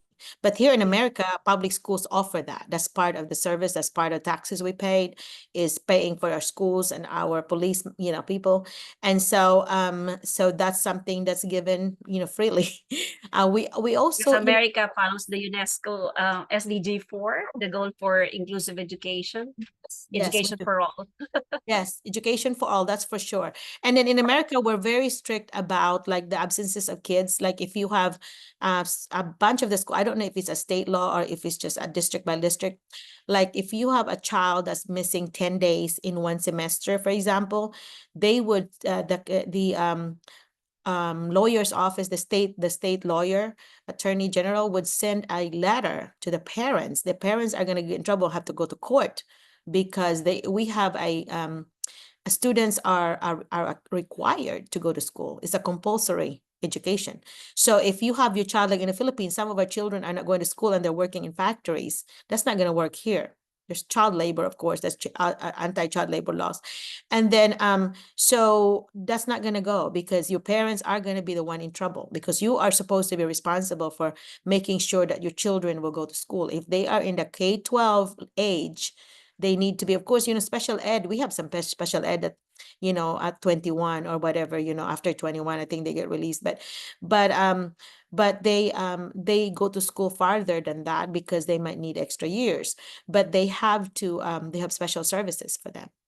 So I think that's maybe the difference between a developing country and a developed country thing because of the money, because you pay teachers well. Like in Arkansas, we start at $50,000, which is about close to 3 million, and that's working for 9 months. So we start in August, we're done in May, and so you have June and July off. And some of us here, we have a three different schedule that districts are given a choice. So they have a traditional schedule, which is August through May, and the all year round school, which is like they start in July, maybe the first or second week of July, but then they have off. It's almost like I think 45 days on and 15 days off kind of type thing. So some of them would have, but they're taking it 1 week at a time. So they may do like 30 and 5. Like, you go to school for 30 days or 20 days and then you're off for 5 days. They have a schedule like that because you are required to have at least 190 days teacher student interaction. So you have to have 190 or 192, something like that. And so you have to show that you have been in school with a teacher and students for that many days. And you have a decision to do, you can be creative on how you meet it, as long as the document that you met it. So the third kind is the 4-day school. And like my sister is teaching here, she's on her last 2 years of teaching. She is teaching at a school where they don't have Fridays. They have Fridays off. And how they made up for that is every day they add an extra hour. So most schools are done by 3:30 in the afternoon, and they put 1 hour, so 4:30. So they're putting the extra, 3 o'clock, I think is most of them. And then they're putting extra hour and a half Extra in for order to make, yeah, to 4 make up days. for it. So they did go the time, but they are cutting it in 4 days. There were a lot of research were done about that. Like Salem never went with that. And I asked the superintendent one day, we were in a workshop together, and I was already working for the state. So I was asking him, so how come Salem did not go to 4-day school like a bunch of our neighboring schools are? And he said, well, for one thing you have to consider is that availability of daycare services. So here are your kids not be off on Friday, and if there's not enough daycare service in the community, what would people do? And so you're gonna have parents not happy with you, which means a decision when a school district would decide to do that, it has to have the input of the community, because needs like that, like like daycare services will be number one.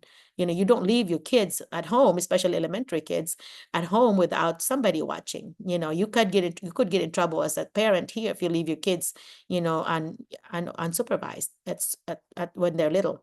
And so that's one thing he said was a big one.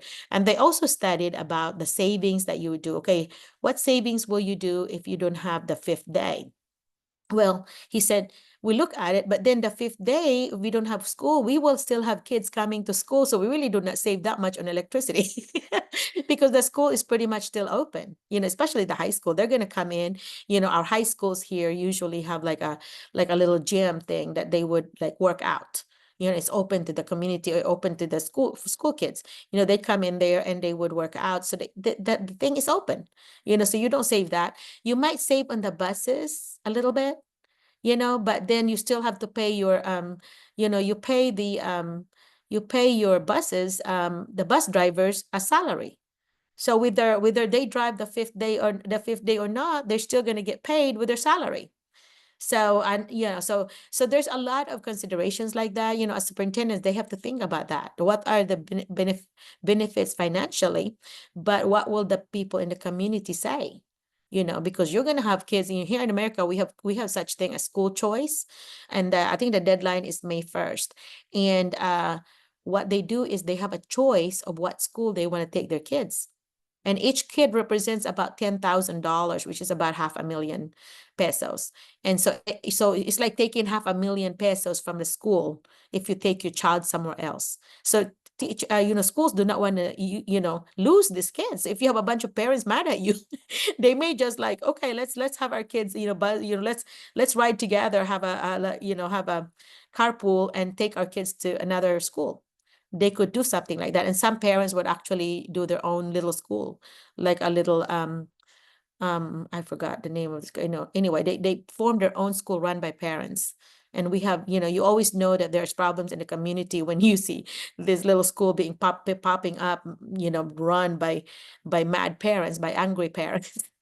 You don't want that either. So anyway, so yeah, those are some considerations that you have to do. And I guess is the Philippines not doing that? Are the schools in the Philippines not having those choices? Do you have those choices? No. So you No. have what's your time now to start and finish? Tell me your start of the day. For AM session, we start at 6 a.m. up to 12:30 So noon, and then 12. 1 p.m. to 6:30 in the evening for the PM Ah. session teachers. Yeah, and I Yes. forgot about that. I forgot about the AM and PM session. We don't have that here. You have to do all day. Okay. Yeah, you have to do all day, because I remembered, yeah, I was always, of course, an AM person, but because of the population you have there, you have so many Yes. people, right? And you don't have the facility. The Here facility, in yes, the America, room they have to have the availability. facility, yeah, Mm. because you have to do all day. So once they have more people, of course, more taxes are paid, right? So then they start building new school. Like in fact, my school, they're building a new high school, a very nice high school. So Mike will be teaching in a brand new. No, not Mike. Mike's in elementary, but I think Nieva and Christine and Maria and them We have will be. 5,000 students in my school, so we Oh, cannot wow, that's a big one. all Yeah, of them in one session. So that's why we split split them. Yeah. into 2 a.m. so and p.m. as well. So do teachers also teach both sessions, AM and PM, or you have different PM teachers? Different. Oh, okay, good. Because I thought you'll be working 12 hours. Yeah. And I guess because like for example, when I went to Saudi Arabia to do an accreditation visit, 6 o'clock in the morning they start and then they're done by 2 o'clock. And I guess because of the heat, because of the heat. So we were up by 4:30, in order for us to get ready and then go to the buffet for the breakfast. Otherwise we won't have breakfast and go to buffet before we went to the school because the school provided a vehicle for us to go to the school. And so then I was really surprised. Oh my gosh, I can't believe we're in school at 6 o'clock. But then at 2 o'clock, I'm like, oh my gosh, we're already out. 2 o'clock, we're already out. But yeah, in America, Actually, we Doc, huh? Ma'am Betsy and Ma'am Cathy can share that because they are Ah, working in Qatar and then they experiencing it. 6 o'clock, 5 o'clock, um, 10 o'clock, right, Ma'am Betsy? It seems like it's already afternoon hot. It's already for the hot, yeah. climate. Oh, Mhm. yeah. So what is the time in Qatar? Is it also 6 to 2? What is it?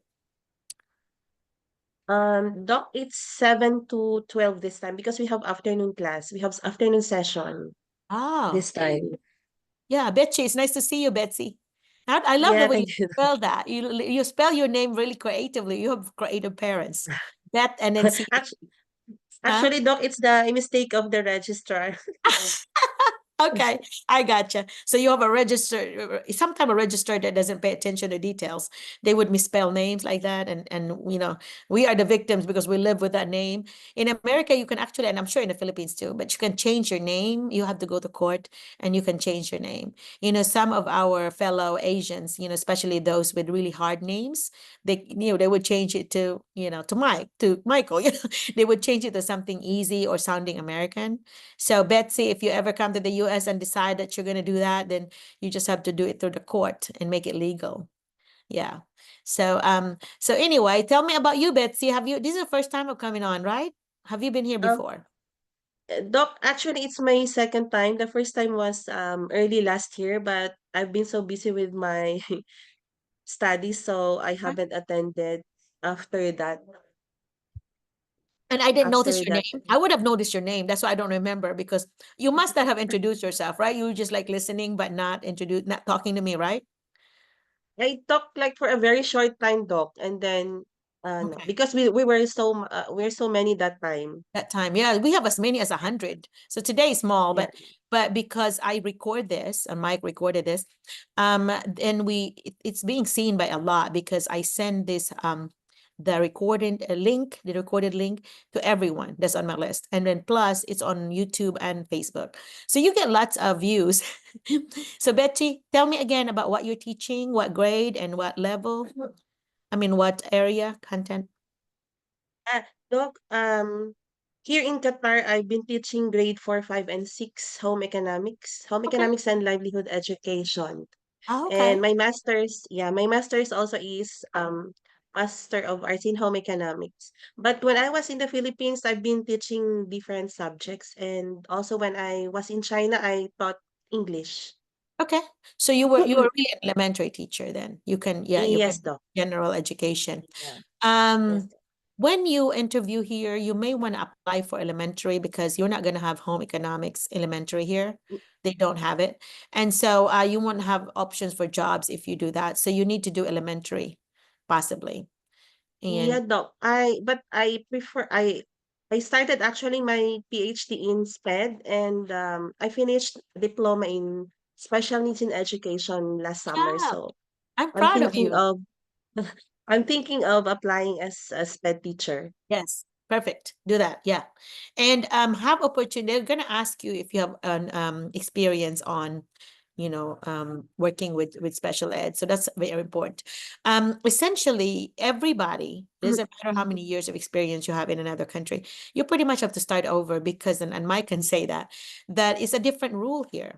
We have the IDEA. Mike said, I don't have Yeah. an idea on IDEA because they have the IDEA rules for special ed, which means you have to learn all this new stuff. You have to learn how to, what the IEP, how they want it done. It's digital here. Mike, Mhm. is that digital in your district, Mike? Do you do digital on your Yes IEP? po. Before I'm using the SIS, and now we're Uh-huh. using the Spedra. And Oh, all the Spencer, details of the students, the IEP, the everything, it's loaded everything are already. there po. Already Yeah, there. so there's an Yes po. app for that. There's always an app. So in America, if there's an app for that, we will have an app. We will do digital. So there's not very many things that we do in America in education that we still do paperwork. A lot of times, including your lunch count in the mornings and your attendance, everything is computerized.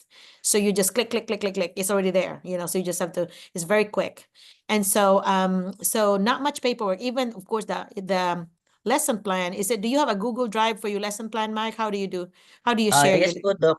Yes po.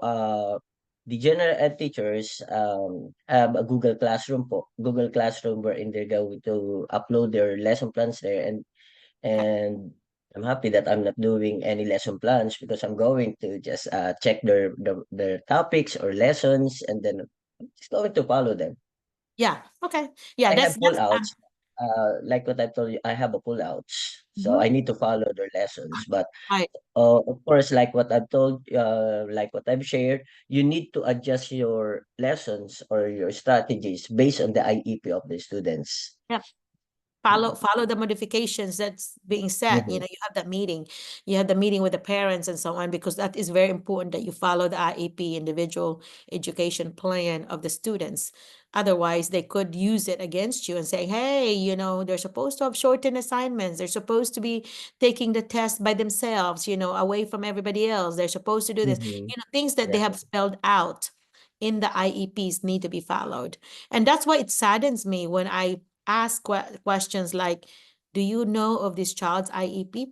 Do you have a copy of the child's IEP? You need to know how to modify, because a lot of times the students, like when I was teaching in elementary, the students will be in my class during social studies and science, but then they would be pulled in during math and literacy, for example. And so then they go back and forth to the special ed teacher and to me. So unless you are self-contained, special ed student, then a lot of times you have an aide with you, a full-time aide for Mhm. one kid. That's what they do. If a child is really, really, really having a big need, then they will hire an aide just for that child. And so I had a Down syndrome child at one time, and so I was teaching fourth grade, and that K4 in that school were self-contained. That means I taught all the subjects. They were there with me all day long, and so this particular child, she was in kindergarten level. That means she didn't even know her letters or whatever. So I prepared a folder for her. So when she was in my room, she was working with her letters. And then my early finishers, the people that are so good to her, really good friends with her, and then finished. That's one of the things they could do, is be her mentor. And so I would have the folder, and they would try to help me teach my Down syndrome child and kind of be a friend to that child too. And so that was an encouragement, a motivation for my students to oh, let me get done and do a good job, because I know I'm going to be a mentor to her, to this child. And so but so that child had a really successful year. She was happy. She was always, laughing and having fun, because she always had friends. She always had people that care about her and taught her. And so I think she knew her letters and some sounds at the end of the year. But of course, with Down syndrome children, those are part of the problems, as Mike would tell you, and other special ed teachers. Those are the things that they have to deal with. So as teachers, we have to work with what's given to us. I would always say to teachers that you have to remember, the parents are sending us their best. Okay, that's the best that they're sending us. That's the child, that's their best. They're not hiding some, okay, let hide this ability here and then don't show it to school. That's not the way it is. They're sending us their best of the children. So we have to just deal with that and work around things that we need to work around, and address the needs that are needed, right? So anyway, okay, Yes, Betchy, do you have any and questions specific? Oh, go ahead, uh, Mike. yes, Doc. I just want to add. The IEP of the students, the accommodation modifications, you will not share that to other people or other persons that is not Teaching the child. allowed to. Yeah, yeah. You don't need to.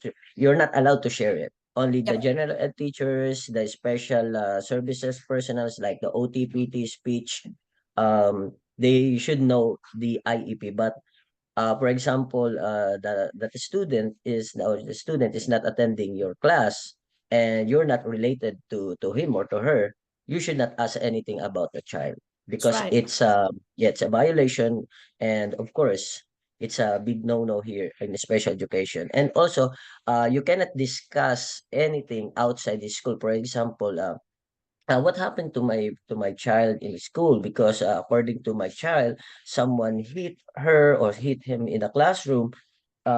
He said that, so do not mention the name of the students involved. Never, never. Yeah, because that's a confidentiality thing, FERPA. That's Mm-hmm. a law here that you do not do that. You do not talk about children and their names and their last names, whatever. So when I would say, for example, when I did national board and we talk about children, I would just say, you know, child M, child N, I would say that, a letter instead of actually, some they say use a first name, but I didn't feel right about it. So I usually just put a code, N, M, student M, student L. So anyway, but it's a very big deal because it's a confidentiality thing, including the child's health records, health issues of the child. You do not discuss that.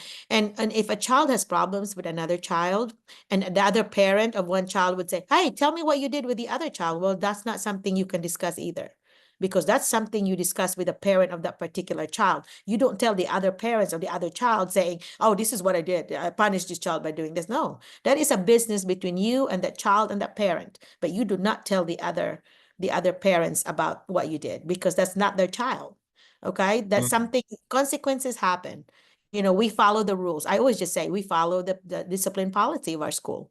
That's what we follow. And the policy of our school is on the website, because they're required to put that on their website. In fact, if Mhm. you Yes, apply, and also po, Doc, if for example there's a case in the school, for example, an incident, I remember that I don't know if in the Philippines is still practicing it, that they will have a conference with both the parents, but here in the USA you will not no, see the parents of the no. other kids. No, no, because that's a confidentiality thing, They would say Mm-hmm. about that child, even if they know the child, that you do not discuss anything with that. You tell them, Mm-hmm. "I'll take care of it." Things We follow the rules, we follow the discipline Yeah. policy of our Yes, school. and then the principal will talk to the first parent, and then after that they will call the next parent. So Yeah, they will not face each other in they the will never, yeah. administration office. Yes. Right. Yeah, they never do. And sometimes you have situations where there are two sets of parents involved because they're divorced. So if they have shared custody, which means that they have rights, 50-50%, right? So sometimes you might even have a different conference. Sometimes the four of them cannot get along. So you have one set of parent you have a, conference with, and then the second set of parents of the same child, you have another conference with, because they may have issues on relationship. So that's part of your knowing your child. You have to know, you know, how you deal with it depending on what you know about the children. So that's why it's impossible for us to teach well if we do not have knowledge of students. I'm going back to the national board corporate positions. Knowledge of students, number one. Knowledge of content is number two. And of course, assessment is three. And then the last two are reflection and collaboration. So those five things you will have to be master of, in order for you to become a successful, effective teacher. You have to really know your kids and build the relationship. And I think I'm preaching to the choir. You already know all these things, but it took me. I think it took me a reflection after a year or two of teaching, that looking back, I would say things like, How come how come I was successful here? How come my teacher next door is having problems, or the third grade teacher last year had problem with this child and I'm successful with this child? What did I do differently? I would say things like that, and then I got to know this teacher and I'm saying, okay, so this teacher is different. I have different personality than me. This teacher is more strict and more of like aloof and kind of far away from their kids. They do not really get closer to their kids. I get closer to the kids. I treat them like my own children, my own biological children. How I treat Stephanie and Jet, that's how I treat my students, with kindness and love and caring, that you do not treat them differently. And I think that's the magic of it. If you do that and if you're kind, and everything will just fall in place because kids know. I won't care to learn until I learn that you care. So if you learn, and there's Arthur over here, I see Arthur. If you care, and I think Arthur knows this, that if you care and show them that you care, they're gonna want to please you. I mean, children, it doesn't matter if it's kindergarten to 12th grade, they're gonna want to please a teacher that they like. Okay, a teacher and do you know that a research was actually being done, and they said that teachers who are perceived by the students as kind and as and all that care about them were more always being perceived by students to be better, of course. And they are better, they perform better as well, because kids will do better. They might not do well from teacher A with teacher A because they don't like teacher A, but then in that particular class they perform better. You would have kids that would fail the test on the big test, state test, on one subject, but then you go to the other subject and like, how come they passed? That's the same brain, but they didn't perform well on the other one because they didn't have the relationship. They don't have to please that teacher. And so you want to be a teacher that they want to work for, because you're cheering them on and you're very happy for them. It's like, oh my God, this is a team thing. This whole class, our class really did well, and all this, and you celebrate those things. And sometimes you're just creating a positive culture in your classroom, and it's almost like you are cheerleader. You are cheering for your kids, and always, yeah, like, let's give it a hand, let's give a round of applause because so and so did this or whatever. One day a student was an orphan, and she was in a foster home, and that year she got adopted by her the foster homes family. And so I attended that, the court, all the stuff that they have to do. I attended that. And then when she finally got adopted, then we were cheering and being so happy, because this child had been going from home to home, like 5 different homes. And then now finally she found a permanent home in 4th grade, so that was a happy thing for us. So that's something you celebrate. A child got his citizenship. Oh my gosh, a U.S. citizen now. So I like celebrate that. That's a big thing. That's really a happy thing. So anything like that, when they share with you that this is happy thing that happened in my family, you celebrate that. You have a class secretary always, so they would make a giant card that everybody signs.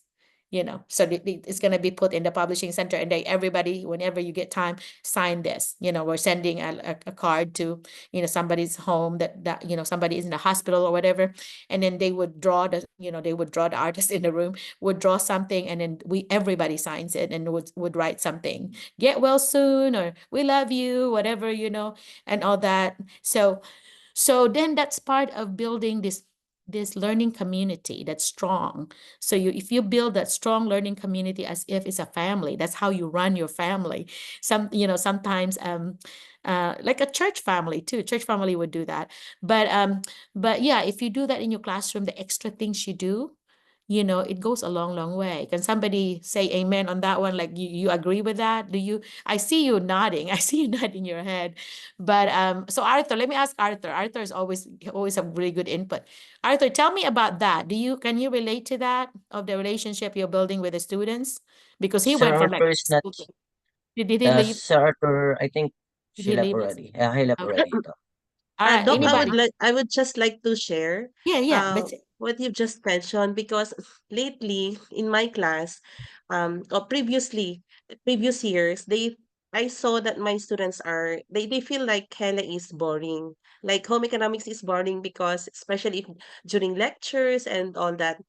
Then lately, there it is this they have this Gen Alpha um words or vocabs that they use. They use KBD, they use sigma and other that. So what I did, I also hear this from my kids, my son and my daughter. So what I did when I entered my classroom, since I have nine sections, the first day what I did is to greet them with um good morning, my Sigma student. So everybody was shouting. And then I tried to connect to them using their Old um language. yeah, their own language. So Mhm. every time I come, they feel like they want to connect, they want to talk to me, they want to share something to me, and then I give them a few minutes each section to like talk not about our topic but about Very good. anything that they want to talk to. And then I feel I try to lower my level like like kids like them, and then after that I divert it to, or we go on with our lesson. And I Very think good. it's very effective because Yeah, there was a time when I was absent for 2 consecutive days. When I came back, they was like, "Teacher, where were you yesterday? Why were you not around? We miss you," something like that. And I think nice. it's very I'm glad you're effective. doing that because you know what that's called? Check-in.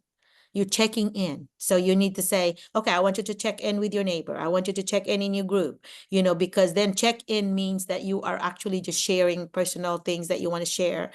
And it doesn't have to be related to English or social studies, whatever you're teaching, but it's about you. So you are doing really a strong social emotional learning, SEL. So if you have a strong SEL as part of your curriculum, so you're addressing their emotional needs, and social needs. That's very good because it's going to help you learn about your students. Because once they're checking in, I go around the room and would listen to what they're sharing. So then I'll know which kid was excited about what. A child was like, "Oh, I'm so sad today because this happened," or "I'm happy. I'm excited because my grandma's coming. My grandma's coming from the mountain. Coming to the city and visiting us and bringing bananas and all this coconuts." Things like that that they might share. But here in America, they would share things like trips. Oh, my family's planning to go on, onto the beach, on especially that, Arkansas is landlocked. Landlocked means we are not surrounded by any ocean at all. We are locked in by a bunch of states that are not, don't have oceans. So we're landlocked state. So we have students in Arkansas when I was teaching that has never seen the ocean. Can you imagine?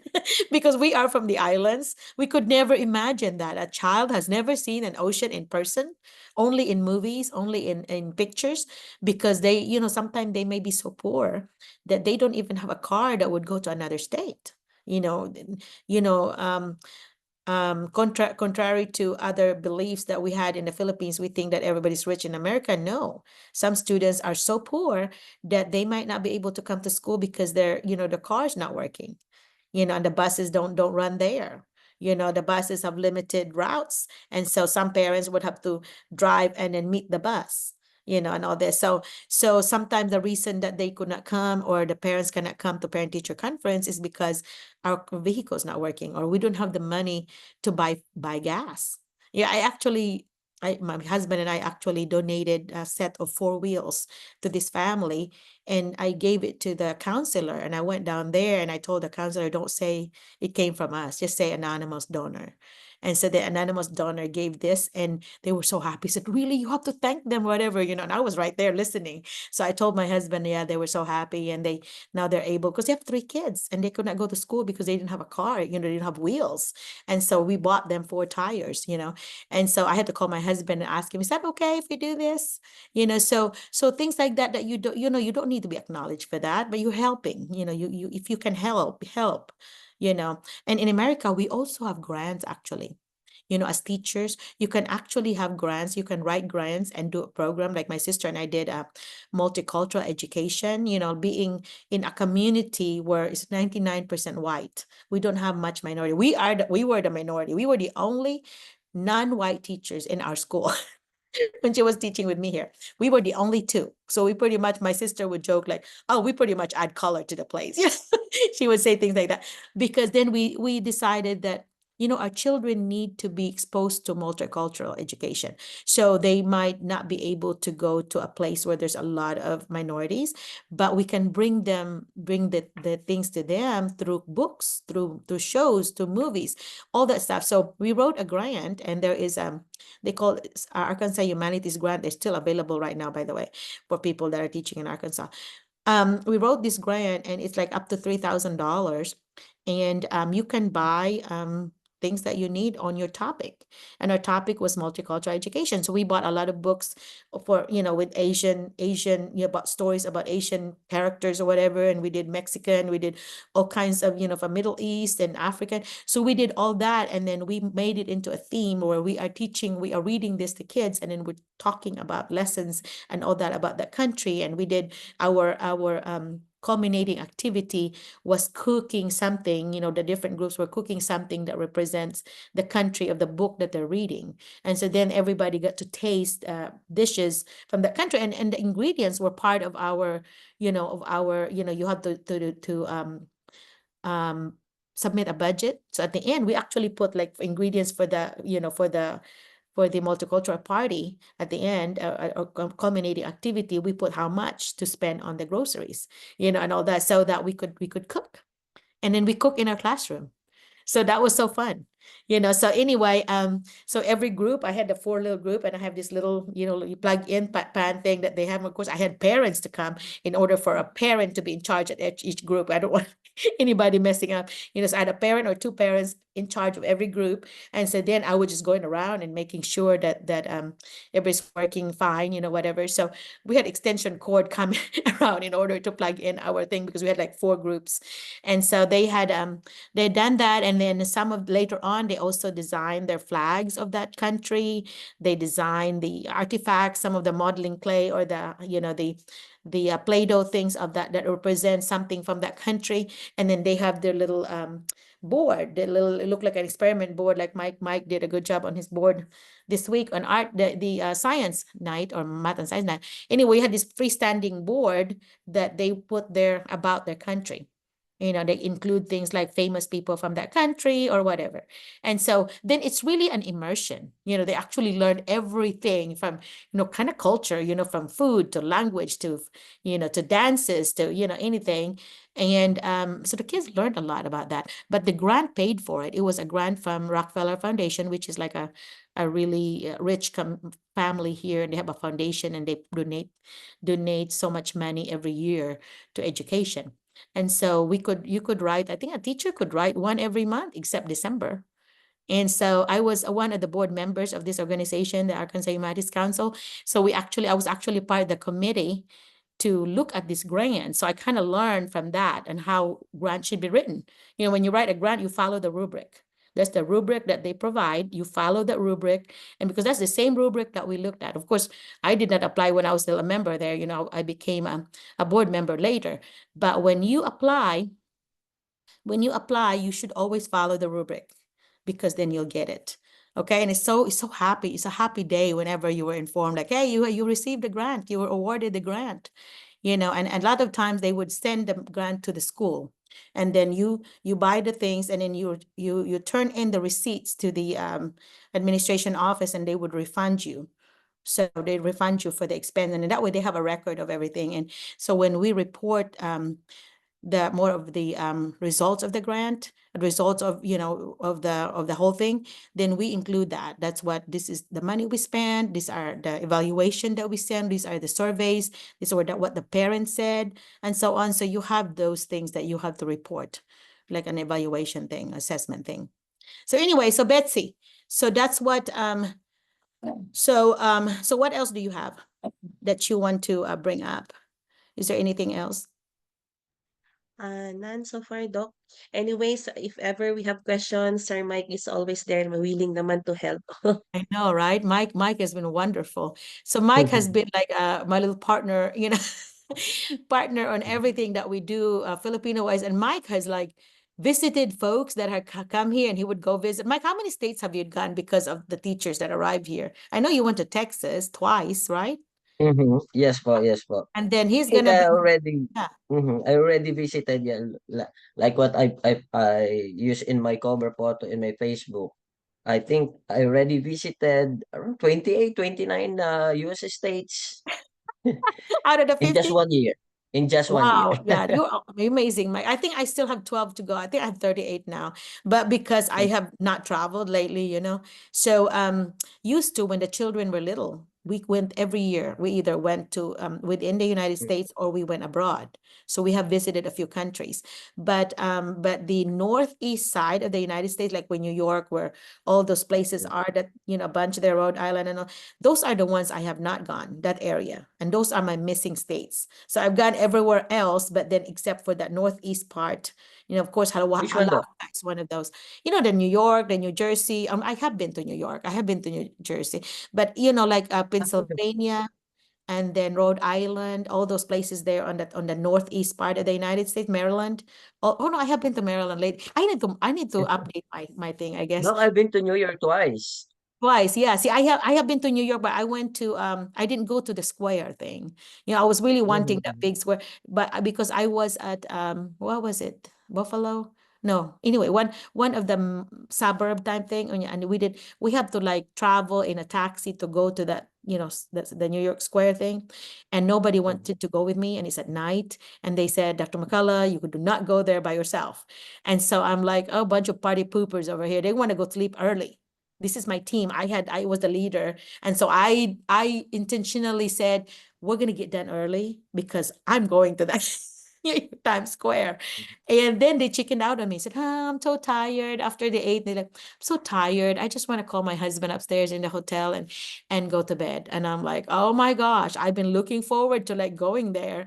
And so then I regretted it because I left and I'm like, I should have gone because you know wow, and I was afraid of like going on the taxi by myself. That's what I was afraid of. I was not afraid of being in the, because I know there's a lot of people when I get there, but just going in the taxi at night by myself, I'm saying if something In New happened York, to me. Doc.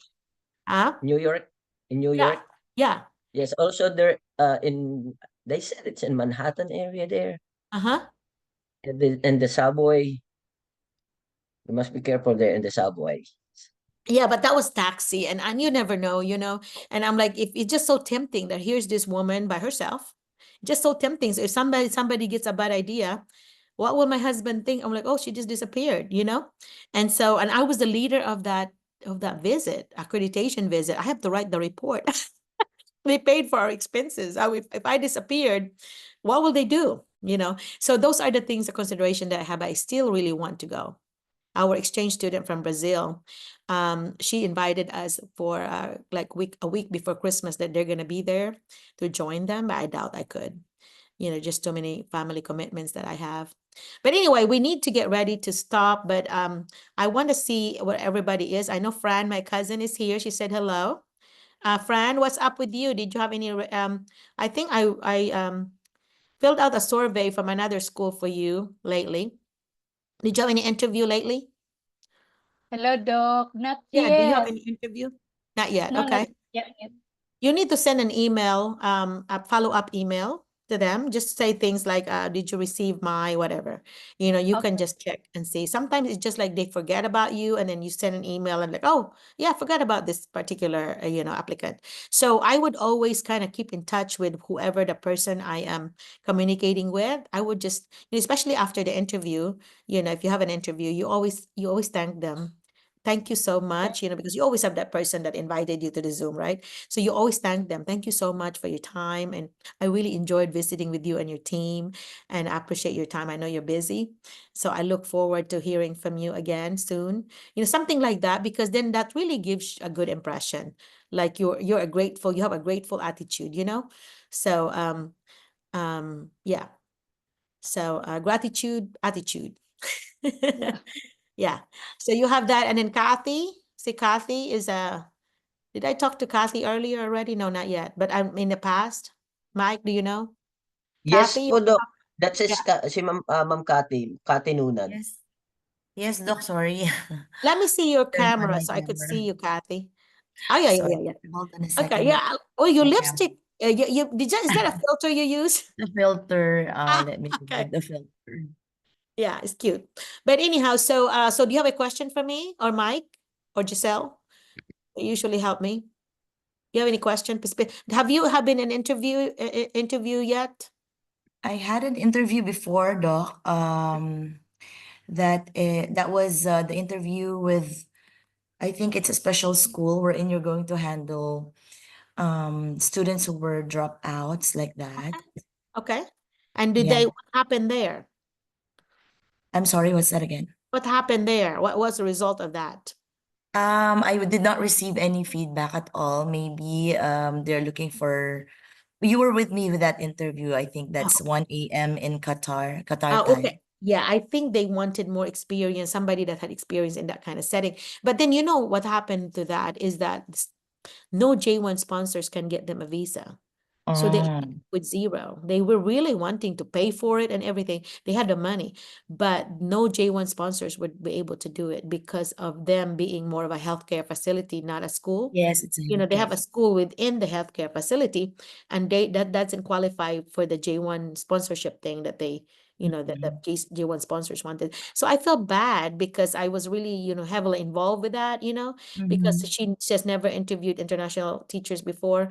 And that was a nice experience, right? Were Yes, you it nervous? was because the job is very tough and Yeah, you really need to be ready in all aspects, handling that kind of setup because it's not the usual thing, the usual education or schools that we are all handling because it's a yeah, health facility. So yeah, you also, as an educator, you should be ready mentally, physically, spiritually, everything. So yeah.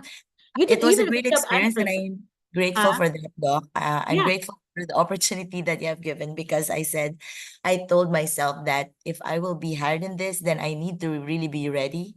But I think it's not yet the time. yeah, Yeah, but my heart is full of hope and desire to hopefully soon I yeah. will be also higher.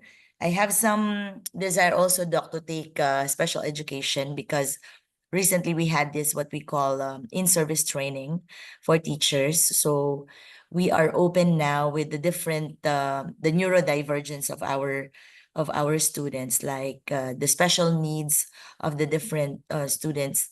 Not it's actually the speaker told us that one day we would be imagining that one day a lot we will be outnumbered with all these students who has the special needs. So as an educator we need to have this inclusivity also in our mind and have this growth mindset to always welcome them and help them or let them feel they're loved. So as an educator you also need to be ready with that. So Yeah.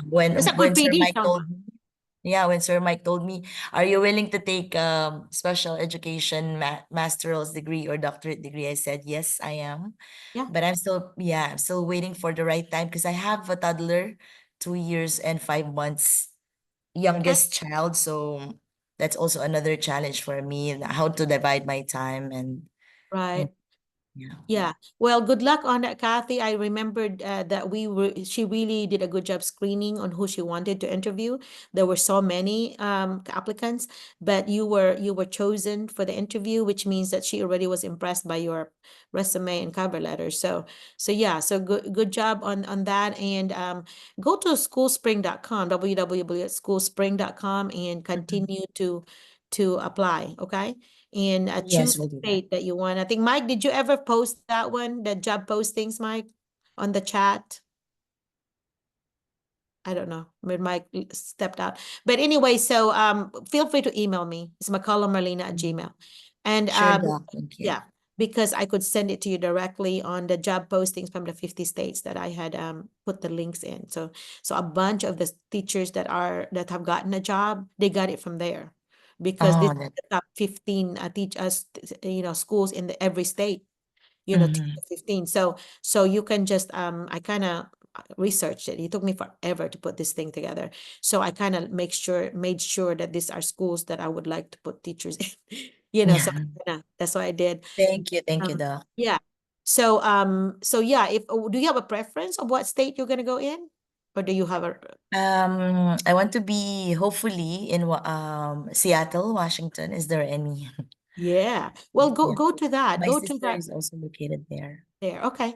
Yeah, and if you look at the map, if you cannot find one where she is, find one that's surrounding her, that's just distance from her. So Yeah. yeah. So you when you go to schoolspring.com, you filter it and you go put Mm. Washington as your filter and then put full time, a teacher, and so on. And then it will only show you those. And you can even Mm. filter by your grade level and also by your content area. What grade level are Mm. you, high school? Yeah, I'm handling grade 9 and 10. On English? English, and Yeah. also have some subject values education. You're very fluent, by the way. So you're gonna do so well on the interview. So I could see you getting a job soon. So like Anthony, who's also English, very, very fluent, and that helps a lot. Whenever you interview, even though your first sentence, they already know. They already know if this is somebody we want or not because Mhm. of how fluent you are.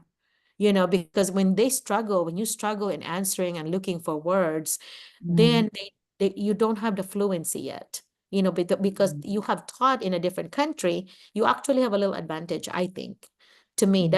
that's what I noticed with folks the folks that were hired first from my group were people Mhm. from other countries because they had that advantage of having spoken English a lot, right?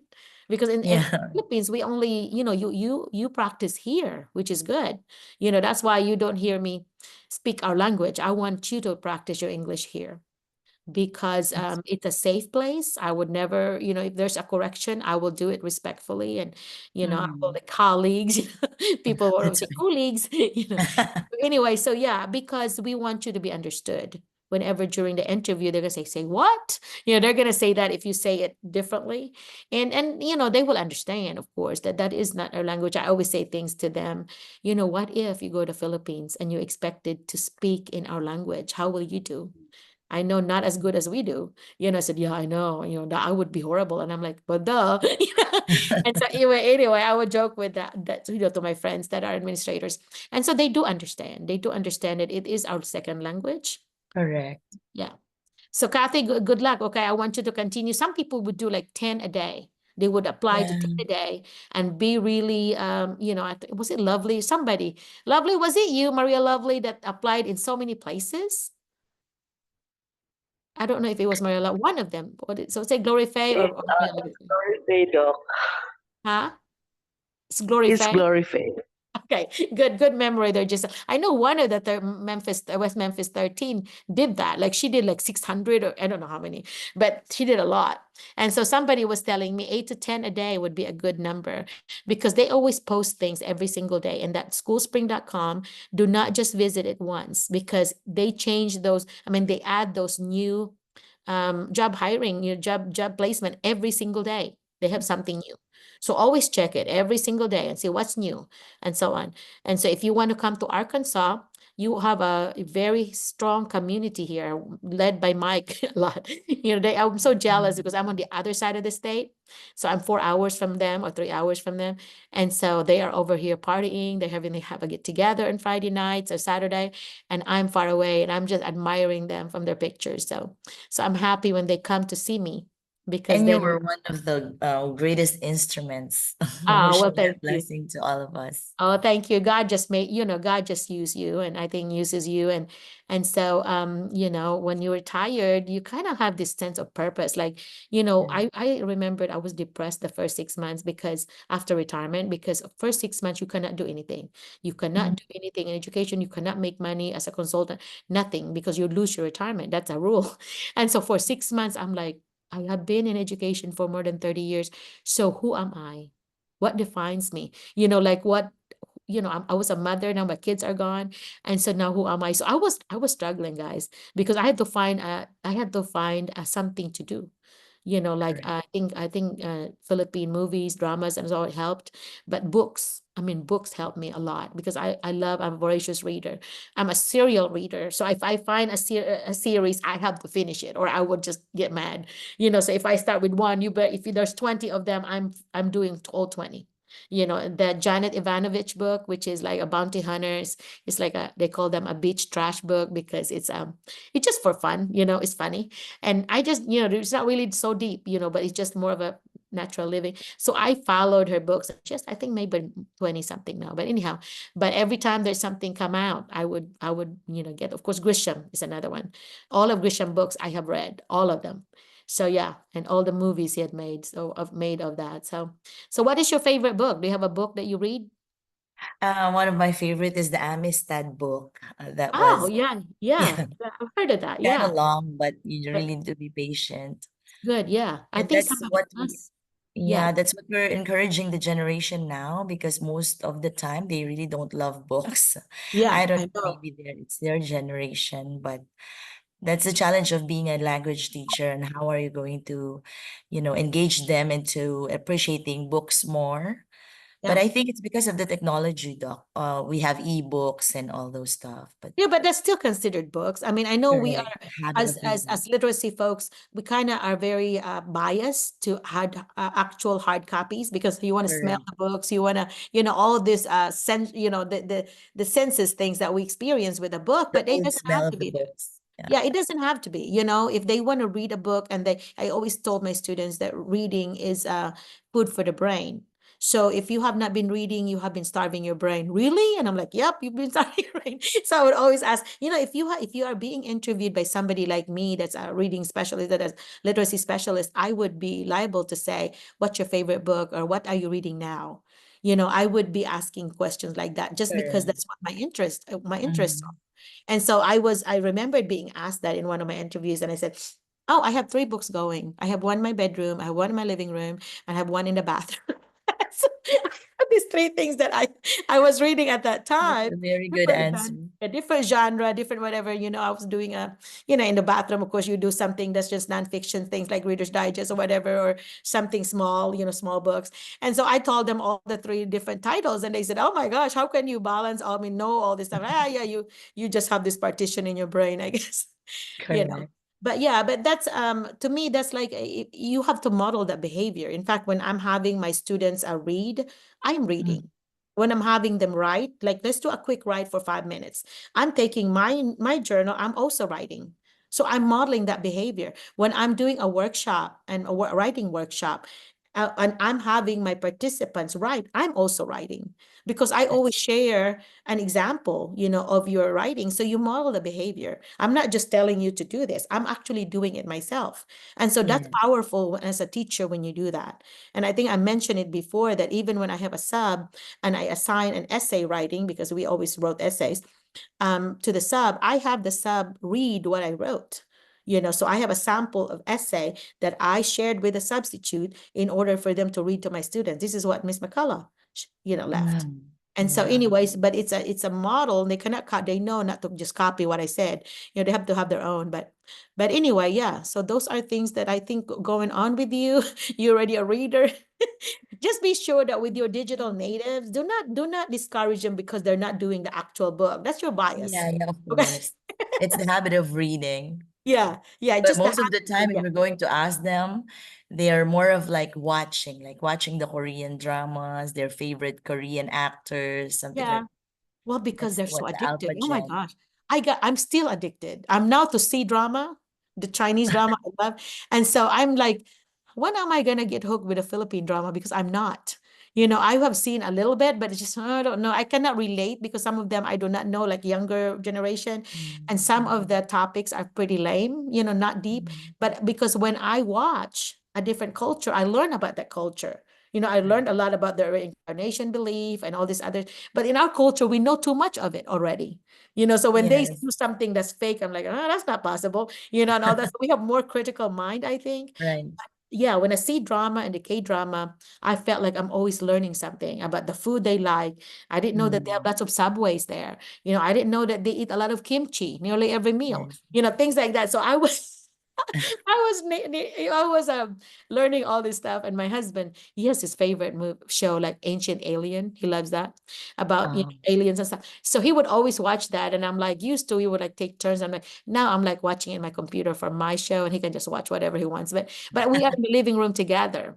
I'm watching my show, he's watching his show, but we're in the same living room. But yeah, but I think, modeling that to your kids, just like we Yeah. model in a classroom, but modeling that to your own biological children, then Mhm. you'll have kids that love reading. My kids, both of my kids, have to brag on them, Stephanie and Jet, both are love writing and reading.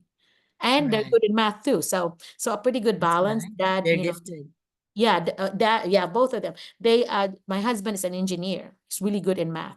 And I wasn't bad in math either. That's actually one of my favorite subjects growing up. And so I'm both, but my husband really is like advanced calculus and all this higher math stuff. Yeah, yeah. I feel like a dummy next to him. But anyway, so yeah, I think if you model that to your kids, It's it goes a correct. long, long It'll way. be really Did you say you have beneficial. kids? You say you have kids? I have Does Courtney have? 18. Yeah. Yeah, I have 18 years old, my Oh, eldest, and then followed by 12. And okay. then my youngest is 2 and 5 months. My gosh, you have distance. I thought I distanced mine 8 years. You have distance yours like, oh my gosh, Yeah, it was a eight gift, years, yeah, surprise gift from God. Like eight I'm years. already turning the 40 when I got pregnant with the youngest. But there's no problem health-wise, No right? problem, thank Yeah. God. Yeah. Because they always worry about that. My husband being Right. way much older than me, they That's always nice. worried about like Down syndrome or other Yes. things because they found that it's actually the male. If they're Mm, older, that could be problems. I don't have any ups. I feel blessed because some of yes. us would have problems, health problems. So anyway, yeah, when you're older now, because after 35, they call you like that's a high risk pregnancy, that you're an old Yes, woman. 35 above. 35. And I'm like, oh my God, I was 33 31 when I had Jet. And I That's was so only sweet. 23 when I had Stephanie. And I Mm, felt like I was a better mother to Jet than Stephanie because I was learning with her. And yeah. I became a better mother because when you know better, you do better, hopefully, right? And so I learned because I didn't even know how to change diaper with Stephanie. My mom came a week before I delivered, hopefully. She had to teach me everything. But yeah, and that's another thing that you have to consider when you come here, by the way, is the daycare service. It's so expensive here.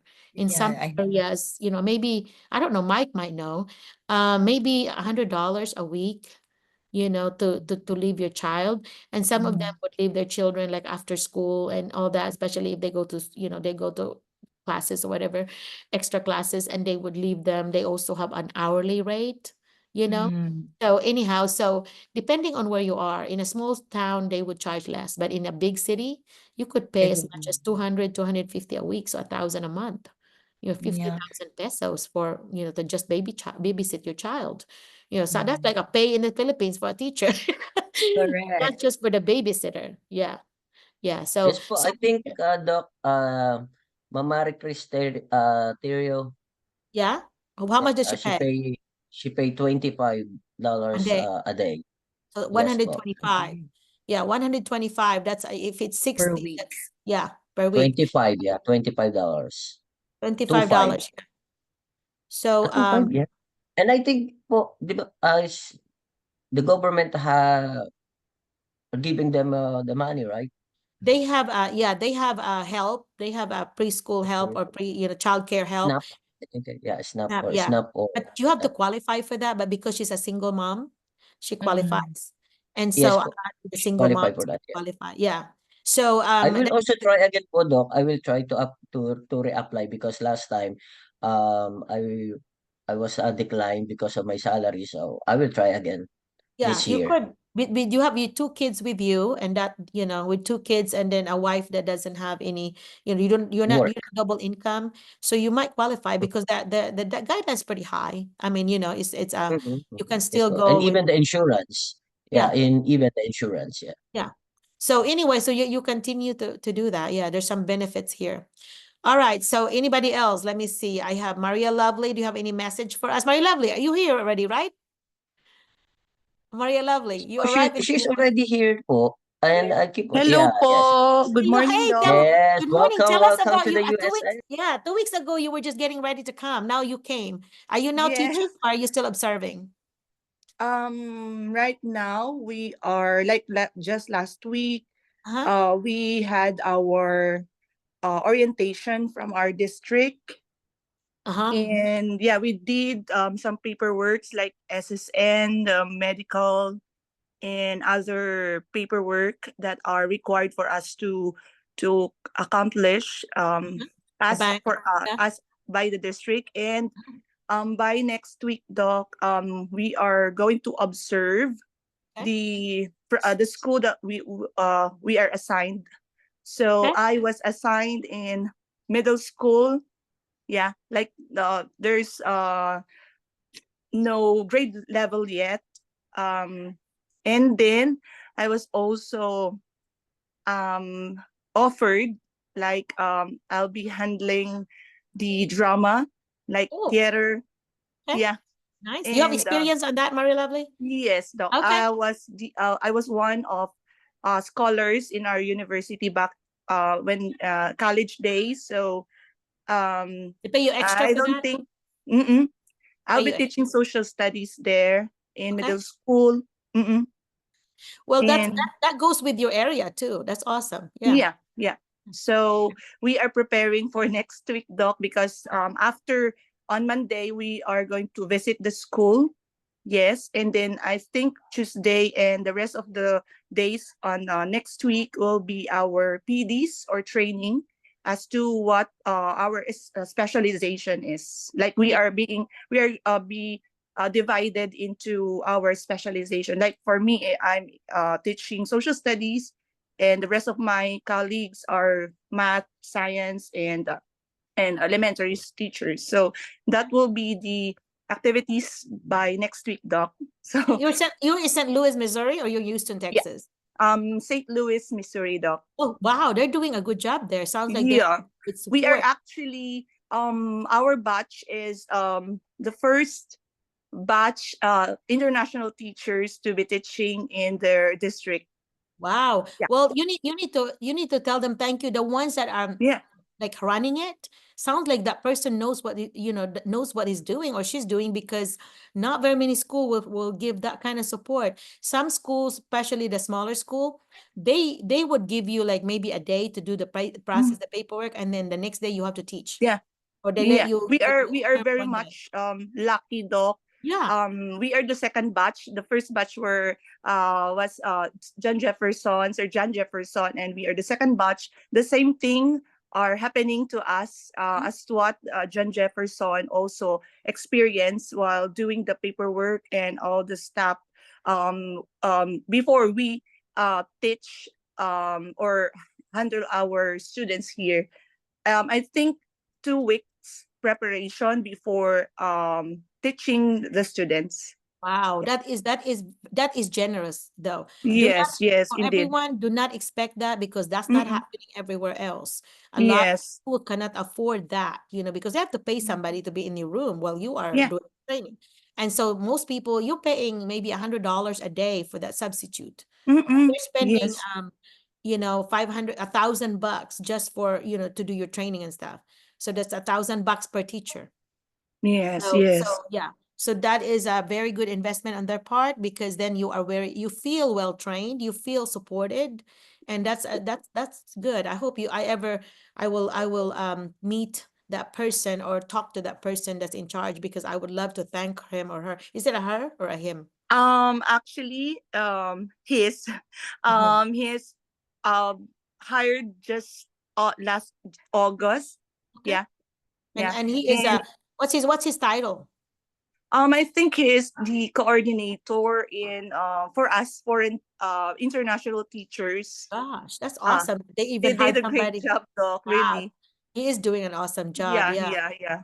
Yeah. Well, if you ask him, if he doesn't mind you sharing his info with me, I would be glad to send him a personal email thanking him for that. And if there's Yes, I will, Doc. I will. do that, Yeah. ask permission first. You Yes, yes. don't ever share somebody's email or cell phone number without permission, Mm-mm. always. Yes. Anyway, but congratulations, you get Yeah. so blessed to be in a school that has that support. Yes, Yeah, Doc. very We are good. actually 50 Oh, international no teachers. wonder they Yeah. have to hire somebody. That's a lot. Yeah. So how about housing? How's the housing? They also got The you house. housing. I was being Sir John Jefferson referred this apartment because we are just John Jefferson and me, Doc, is living or renting at the same apartment, or I mean Nice. community. Yeah. Wow, nice. Yes. So you have a neighbor already there. That's awesome. Yeah. As this community or apartment, doc, for me, no, it's a nice place because they have the security is amazing, good, and there is a gym, Mm. there is Swimming a pool. swimming pool, Mhm. free, it's free, Yeah. doc. Yeah, Yeah. it's a part of the, it is part of the, our amenities that is for free. And then yun nga lang, the weather is, unpredictable. Like it Yeah, will, it's like Arkansas. Right now it's getting yeah, cold again. My yeah, we plants are. outside, yeah, frosted. Mhm. Yeah. So do you have any cold weather clothes? That's another thing that we don't have. Yeah, we have some winter clothes here, doc, that was given to us by the Filipino community. Nice, nice. See, that's Yeah. another blessing that you have. Not other, Yes, we not are. other, all communities have that. We Yes. have. I know of a teacher that, in a community where she didn't have support. She slept on the floor for Oh, weeks because she didn't have any bed and all that. And I'm like, when I found out about, because somebody told me, I had to actually call the district and say, hey, is there something you can do? Is there a church there that could help her? Like, can she attend a church and see if they could support her? Because that is ridiculous for a teacher to be sleeping on the floor, yeah. because then even if she bought the bed, she didn't have a truck or somebody that had a truck to deliver it. And so I had to help her, get that, because they're not as blessed as you. So that you are in a good place, sounds like. So I'm so Yes. proud of that school, for the district to do that, to have that support, because they can afford it, sounds like. Most districts, Yes. yeah. So that's By good. the That's way, good. doc, Uh-huh. we are heading to the bank today Okay. to, inquire or do some paperwork there for our salary soon. And you better go, because of most banks are Yeah, closed at noon on Saturday. yeah. Most There are, I banks. think, half day for Yeah, today, so we yeah. need to go there, doc. Yeah, you So better go. You better go. it's nice to meet you, All right, bring doc. your paperwork with you, all your, your Yeah, documents and all that, because passport. they're Yeah, gonna want, yeah, everything that you do traveling, they're gonna ask for some of those. So bring it with you yes. at SN. Yeah. Okay. All right. Bye I'll bye. see you soon, doc. Okay. See you. Yeah. Thanksgiving, I hope. Yeah. Yeah. Bye Okay. bye. Bye bye. All right. So Anthony's still here. Maria, is that Maria? Oh my gosh, I don't have glasses on. Who's that? Amelia? And then there's Yes, Kathy. Doc. Oh, yeah, okay, yeah. Do you mind to talk to us? Because we're about in 5 minutes, we're leaving. Yeah, I've been attending the Yes, I sessions, but remembered you now. Yes. yeah, yes, Doc. But actually, I'm still working on my master's degree in special education, Okay. because as what I have shared in the past, I already had three job offers, but did not make it because I got denied by the visa sponsor. It's because I don't have an education degree. Oh, I only have a certificate in professional education. and My they need, bachelor's degree is mass communication. So that's why I'm working on my master's in special education. yeah, so that Hopefully should do. soon I will be. Yes, yes, doc. But I already have schedules for interview actually. There some, but though it's I'm applying through an agency, but Are they I'm charging still you? working on it. Are they charging you a lot from their agency? Yeah, it's really quite a big Uh, amount. Yeah, if you do a third party agency, I would not recommend it for folks that do not have extra money, because you really need to just deal with your J1 sponsor. Those, you don't go with a third party unless you just have extra money that you want to waste. Because they really cannot do more than you can. You can apply on your own. There's so much technology now that you don't need to pay one unless you just really want convenience, which you obviously have. And so that's a choice, it's a personal choice, but I won't recommend it. Like, I wouldn't recommend it to Yes, myself when I was there, because I didn't have any money. And so, yeah, I would not. nothing is final yet, doc. Nothing is final actually. Yeah. But they are going to charge three, four, $5,000, and that is a lot of money. You're talking 300,000 pesos. So that is a lot of money. And while the visa sponsor, you could pay that, to get you here instead of just paying some, a bridge to get here, because those agencies are not going to be able to sponsor you. You still have to go to the vetted, J1 sponsor, because they have to be Yes, on that Doc. list. So if they're not on that list, they're a third party agency, and that's just extra money you're spending. So yeah, but I don't want to hurt their feelings, but it's just that it's, unless you just have extra money, that's when you could do that. But it's a choice. It's a personal choice, but not my personal choice. But anyway, but good luck on it. Sounds like you are, having good interviews. So that means your cover letter and your resume must look good in order for them to choose you for interview. Because some people, like, they would have their application in and they never get an interview, and say they would send it to me Mhm. and I would help them, to improve it.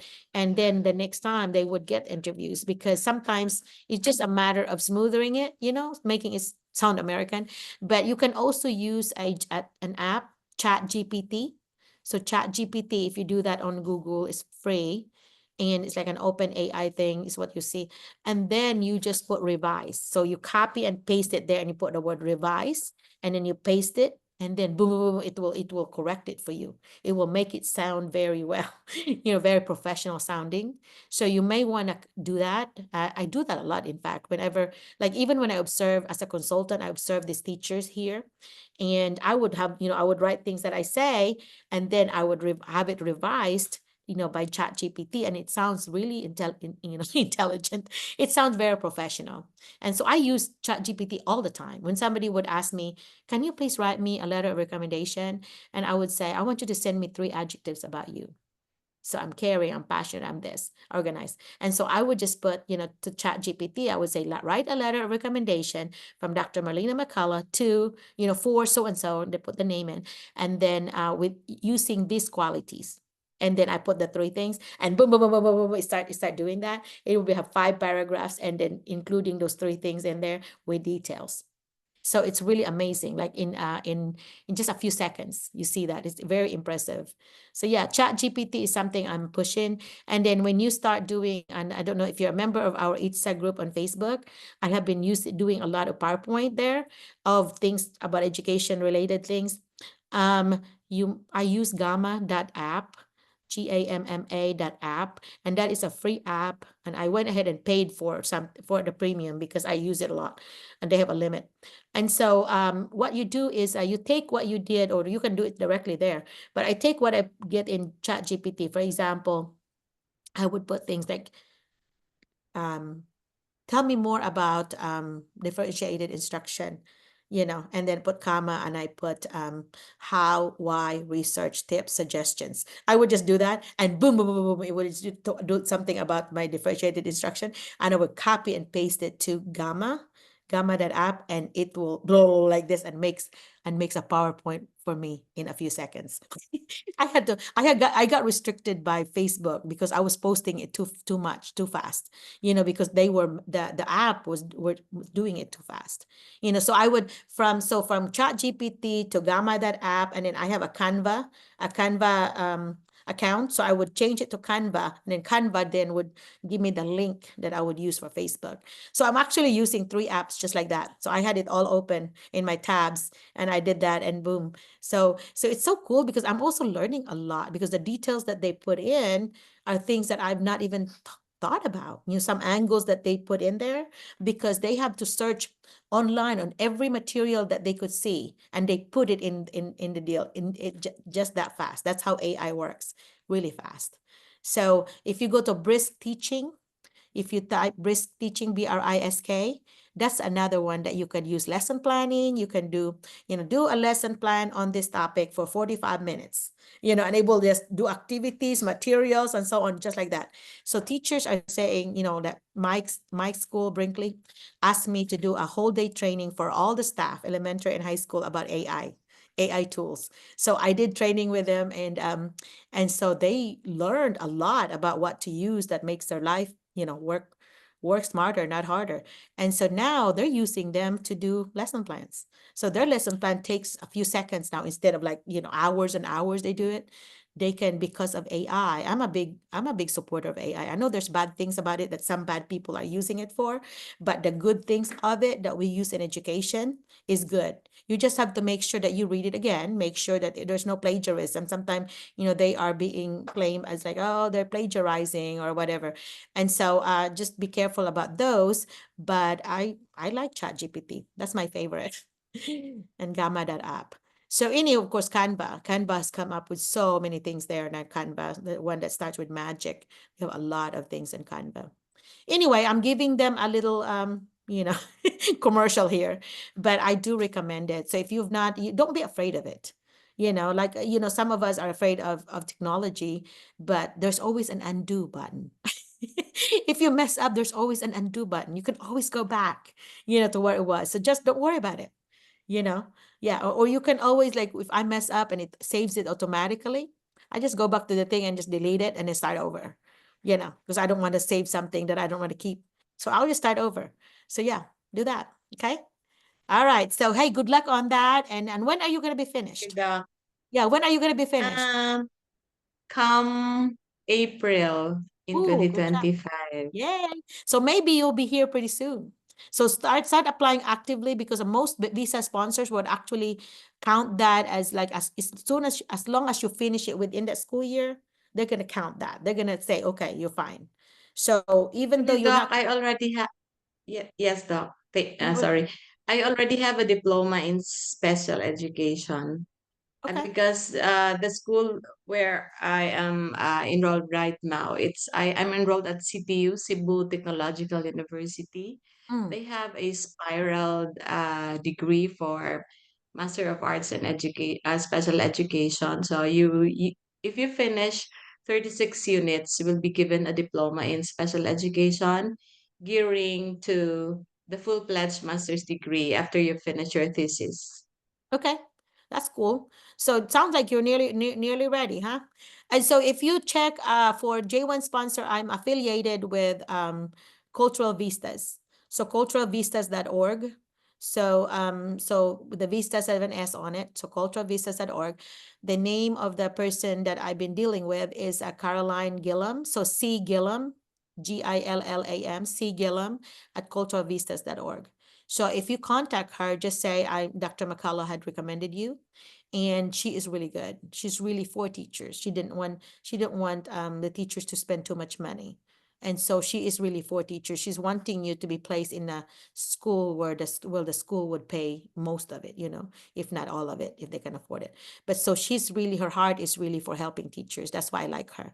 And so Minga House is another one. Minga House is he is a third party agency, but he is a nonprofit, which means he's actually going to help you. And if he charge, it might be $500. It's not very much, but Glenn is so good. Glenn is from Minga House, Glenn at mingahouse.org, I think. Anyway, so I'm about to meet with him because he was wanting to talk about plans for next year. So yeah, Glenn is good. I'm impressed with him and Cultural Vistas. But any question for me? No question. And so forth. Okay. All right. So Thank you so much, Doc. Thank thank you so you. much. Thank you so much. All right. And then Benevic, how are you doing? Hi, Doc. How are you? Good How's morning. yeah, Good. how's Hope doing? You doing okay? Last Thursday we had a parent-teacher conference. Then I don't have any idea how it's going, but it's very simple. Simple. Yeah, it's very simple. Yeah. So Mm. nobody had gotten you prepared for it? Nobody told you that this is going to Um, be? some of my colleagues tell me how what it's going, but I I prepared for the checklist assessment, like a feedback form like that. Yeah, good job. So Mm. tell the folks then in the Philippines that this is the difference between how you do parent-teacher conference here and in the Philippines. What's the big difference? So the PTC will be held after class. Let's say it's 3:30 to 7:30. Here. Usually it's yeah. Mhm. Usually it is scheduled by Thursday or Friday. By the way, it's fall break here from Friday to Monday. Oh, okay. Yeah, so you It's have a yeah, yeah, we Friday have to Sunday. a yeah, Yeah, Wednesday is and 1 week. Yeah. we are in a cafeteria. We are sitting there, and parents will come in.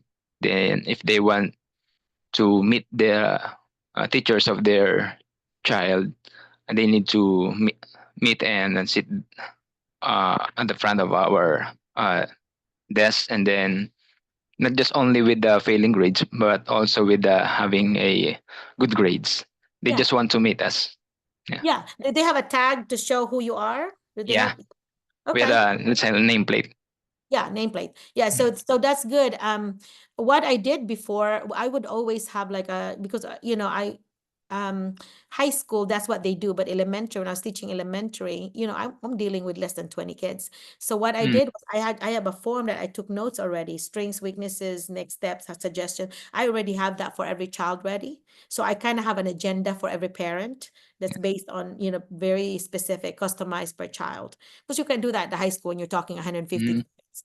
But you just have your knowledge of kids, just Mm. have it in your ear Yeah, and you can talk about it. Yeah. yeah. Yeah. And so it went fine. Did you have a lot? Did you have a lot of teach? I have 10 parents attending. I Yeah. mean, meeting with them. Do you know And what that means? That means you didn't have any issues. That yeah, those are high school yeah. teachers that are loaded with Mm-hmm. parents, mad parents, and lining up. Mm-hmm. They Yeah. have problems. They have problems because Mm-hmm. homeschool parents could, they just think, they're big enough, but they're adults now. Mm-hmm. Whatever. They don't Yeah. have to bother with it. But those that are mad about the teacher, they're gonna line Mm-hmm. up. They're gonna line up and Yeah. Yeah. That's true. that's a, kind of new news, kind of good news. It's Mm-hmm. like that. So that's good for you. Yeah. Yeah, I was in elementary and I would Mm. like require my kids to like 100% parent coming. In order for us to have a Mm-hmm. pizza party, 100%, parent That's coming. a lot, ma'am. That's a lot because I had Yeah. 16 kids, 17 kids, but in high school, no. I want to see the kids that I really want to talk about to the parent. You also have your smartest kids. The parents are so caring Mm-hmm. that they want to talk to you and you just brag about their kid. Mm-hmm. And so I would say things like, you know what? I really want to clone your kid. I wish I Yeah. could clone your kid 149 times in order for me to have a kid like yours. Mm-hmm. And I mean it. I don't flatter them with false, things. I would tell them exactly how I feel, that your Mm-hmm. child participates well, very kind, Mm-hmm. helpful, Yeah. and would finish, his things, in time and never miss any homework, things like that. But you can Yeah. still think about things that they can improve. Yeah. Maybe one improvement I could suggest is this. Mm-hmm. So Yeah. That's true, ma'am. yeah, because if you just want to brag, brag, brag, and there's nothing to improve, then Mm-hmm. you don't Mm-hmm. want something to work on the kid because there's always Yeah. something. It could be as Mm-hmm. simple as like attendance, Mm, yeah. Yeah, something like that, right? Or coming to close to school to your class on time, because Yeah. all they're visiting with their friends and then they're coming late or whatever. Mm-hmm. So things like that. So what were the common issues that they were asking you? Whether as Um. being an international student or teacher, anything? No? Uh. Common issues. With the grade 9 students, my patients were. I mean, my patients are is tested with the one or three students. Yeah. So the But parents came. Those yeah, oh, yeah. good. One student came, and then I composed my words. Mm. Um, not to uh down the student. I need to compose with the sandwich Good job. strategy. Yeah, Yeah, glow, grow, glow. Yeah, perfect. yeah. Good job. Uh, And for it not worked, them right? to be offended. Yeah, Yeah, it worked because they come yeah. in so happy with what you praise the child and Mm-hmm. squeeze in what they need to improve, and then before Mm-hmm. they leave, you give them another brag about the kid. Yeah, yeah. So yeah, I just love having your child in class. Mm-hmm. It's a joy for me to teach him. Things like that, which is really true because you love teaching. Yeah. Mm-hmm. It's a That's joy true. to teach your child. So anyway, so just as long as you're authentic, right? You are true to what you're saying. You don't just make it up because Yeah. they'll know when you're lying. Mm-hmm. And a bunch of That's true, times ma'am. if their child is with them, the child when my student comes in with a parent, I always made the child like go. We have a portfolio, and so Mm-hmm. take your portfolio. I want you to explain to your parents that the process or the things that you like, that your Yeah. favorite things that I want you to share. So it's Mm-hmm. called a student assisted conference. So you're actually having the child be the center. They're teaching, teaching their parents, this is what I'm learning in this class, and all that. And then when they get done, then you just start praising them or whatever. But you include the child in the parent teacher conference. Some of the teachers would have them to wait outside. I don't. I Mhm. encourage them to come, talk to your parents, tell them about what Yeah. your portfolio is like. Why did you keep this paper? Why did you decide to put this as your piece, that you want, others to Mhm. publish And with? maybe the child is in the transition period from middle school to high school. I need to expand my understanding about that. Yeah, yeah. Did they have any questions for you as an international teacher? Did they have any concerns or any questions? um, they don't have any question. They don't ask me about The education. yeah. Yeah, good. And some of them are Mexican. Okay. There are few doesn't understand English. They need their, let's say, daughter or son to translate Translate. what I'm Yeah. saying. But do you know a bunch of words? I bet you could have, even without the kid, I bet you could have spoken a little bit of some of the Mhm. words in our language, right? Yeah, Because about we had 80% a lot of similar words with the words, yeah. Mexican. I was always able to do in my broken Spanish. I was always able to communicate with the parents, but I'm sure they thought, oh my God, this is like so horrible. But I'm Mhm. able to get my comments through. They understood because of the words Yeah, I'm, yeah. So anyway, but good for you that you have your first thank you, ma'am. Yeah, yeah, ma'am. but the high school experience is so different than the elementary. So That's for those true. elementary school teachers here, I know Giselle is and Fran, I don't know if Marlon is not here. You have to prepare something, especially if you're a self-contained teacher. You only have Mhm. 20 kids or whatever. Prepare something for every child. Make a form where you have you have a little note, kind of like bullets about the child specific. And so if they have a daily journal, I always have them to leave that day with journal, and then we can go look through the journal and go through, and we can I always point it out, like, look at the first week of school, look at how much your child wrote, and look now, this is only 9 weeks, and look how much Yeah. growth your child had. Look at the length of it, look at how the sentences are longer or whatever. So I would actually make it like a more of a moment of like aha moment, for them to be proud of their child, because their child can say, what did my teacher say? They're gonna ask their parents, what did my teacher say about me? You know. Mm. And so anyway, so that's good. I'm glad that you had a pleasant experience, because that's kind of scary at first, Thank you, right? ma'am. Yeah. They're gonna say, okay, what are they gonna say? The fear of unknown. I don't have Yeah. any idea how Now, how it now, works. yeah, they do that once a year, twice a year. Mm. So they're gonna do that Mhm. in March again. So Yeah. your second semester, your first semester, and then your second semester thing would be in Mhm. March usually. In the Philippines, we do that before the classes starts in every quarter. So we had Wow. 5 Do that. PTC. Yeah, why you do that a lot? So here, no, they do that twice a year. That's a required thing. And so they Mhm. do like an open house before the school opens. That Mhm. way you get to meet the parents and the children know the classroom. But then after that, you have the two PTC. They Ah, don't call it PTC here, parent teacher conference. So they would not know what PTC is. So it is mhm. just a Yeah. parent teacher conference. So Yeah. the next one would be on March. March, usually March Yeah. or April, depending on, yeah, yours is March. Okay. Yeah, man. Schools already put their calendars out, so you know Mhm. when the Yeah. next, and I think they want that, like, for example, the schedule of 3 to 7, for example, because they want to, encourage parents that are working to come after work to come. Yeah. And if you have a child that's really you concerned about and the parents did not show up, I would Mhm. encourage you to either call them or email Mm. them or Yeah. text them, communicate with them. Say, I missed you at the parent teacher conference. This is what I would have told you, Mhm. and all that. So make sure that you really did communicate with them. It doesn't have to be in person, but you Yeah. communicate with them. That way you can also document that you did reach out to that parent, that you did your part. Yeah. I will do that with my PLC time. Yeah, that's what I would. Yeah. Yeah, because if a child fails and you do not show that you reach out to the parents, Mhm. then it's on you. Why did you not let me know? Like the parent teacher conference, now the grades out, but then you have, 5 weeks progress reporting. Why did you not reach out to me so that I would have had 4 weeks to help my child pass it? Mhm. They'll put the blame on you if you did not reach Yeah. out.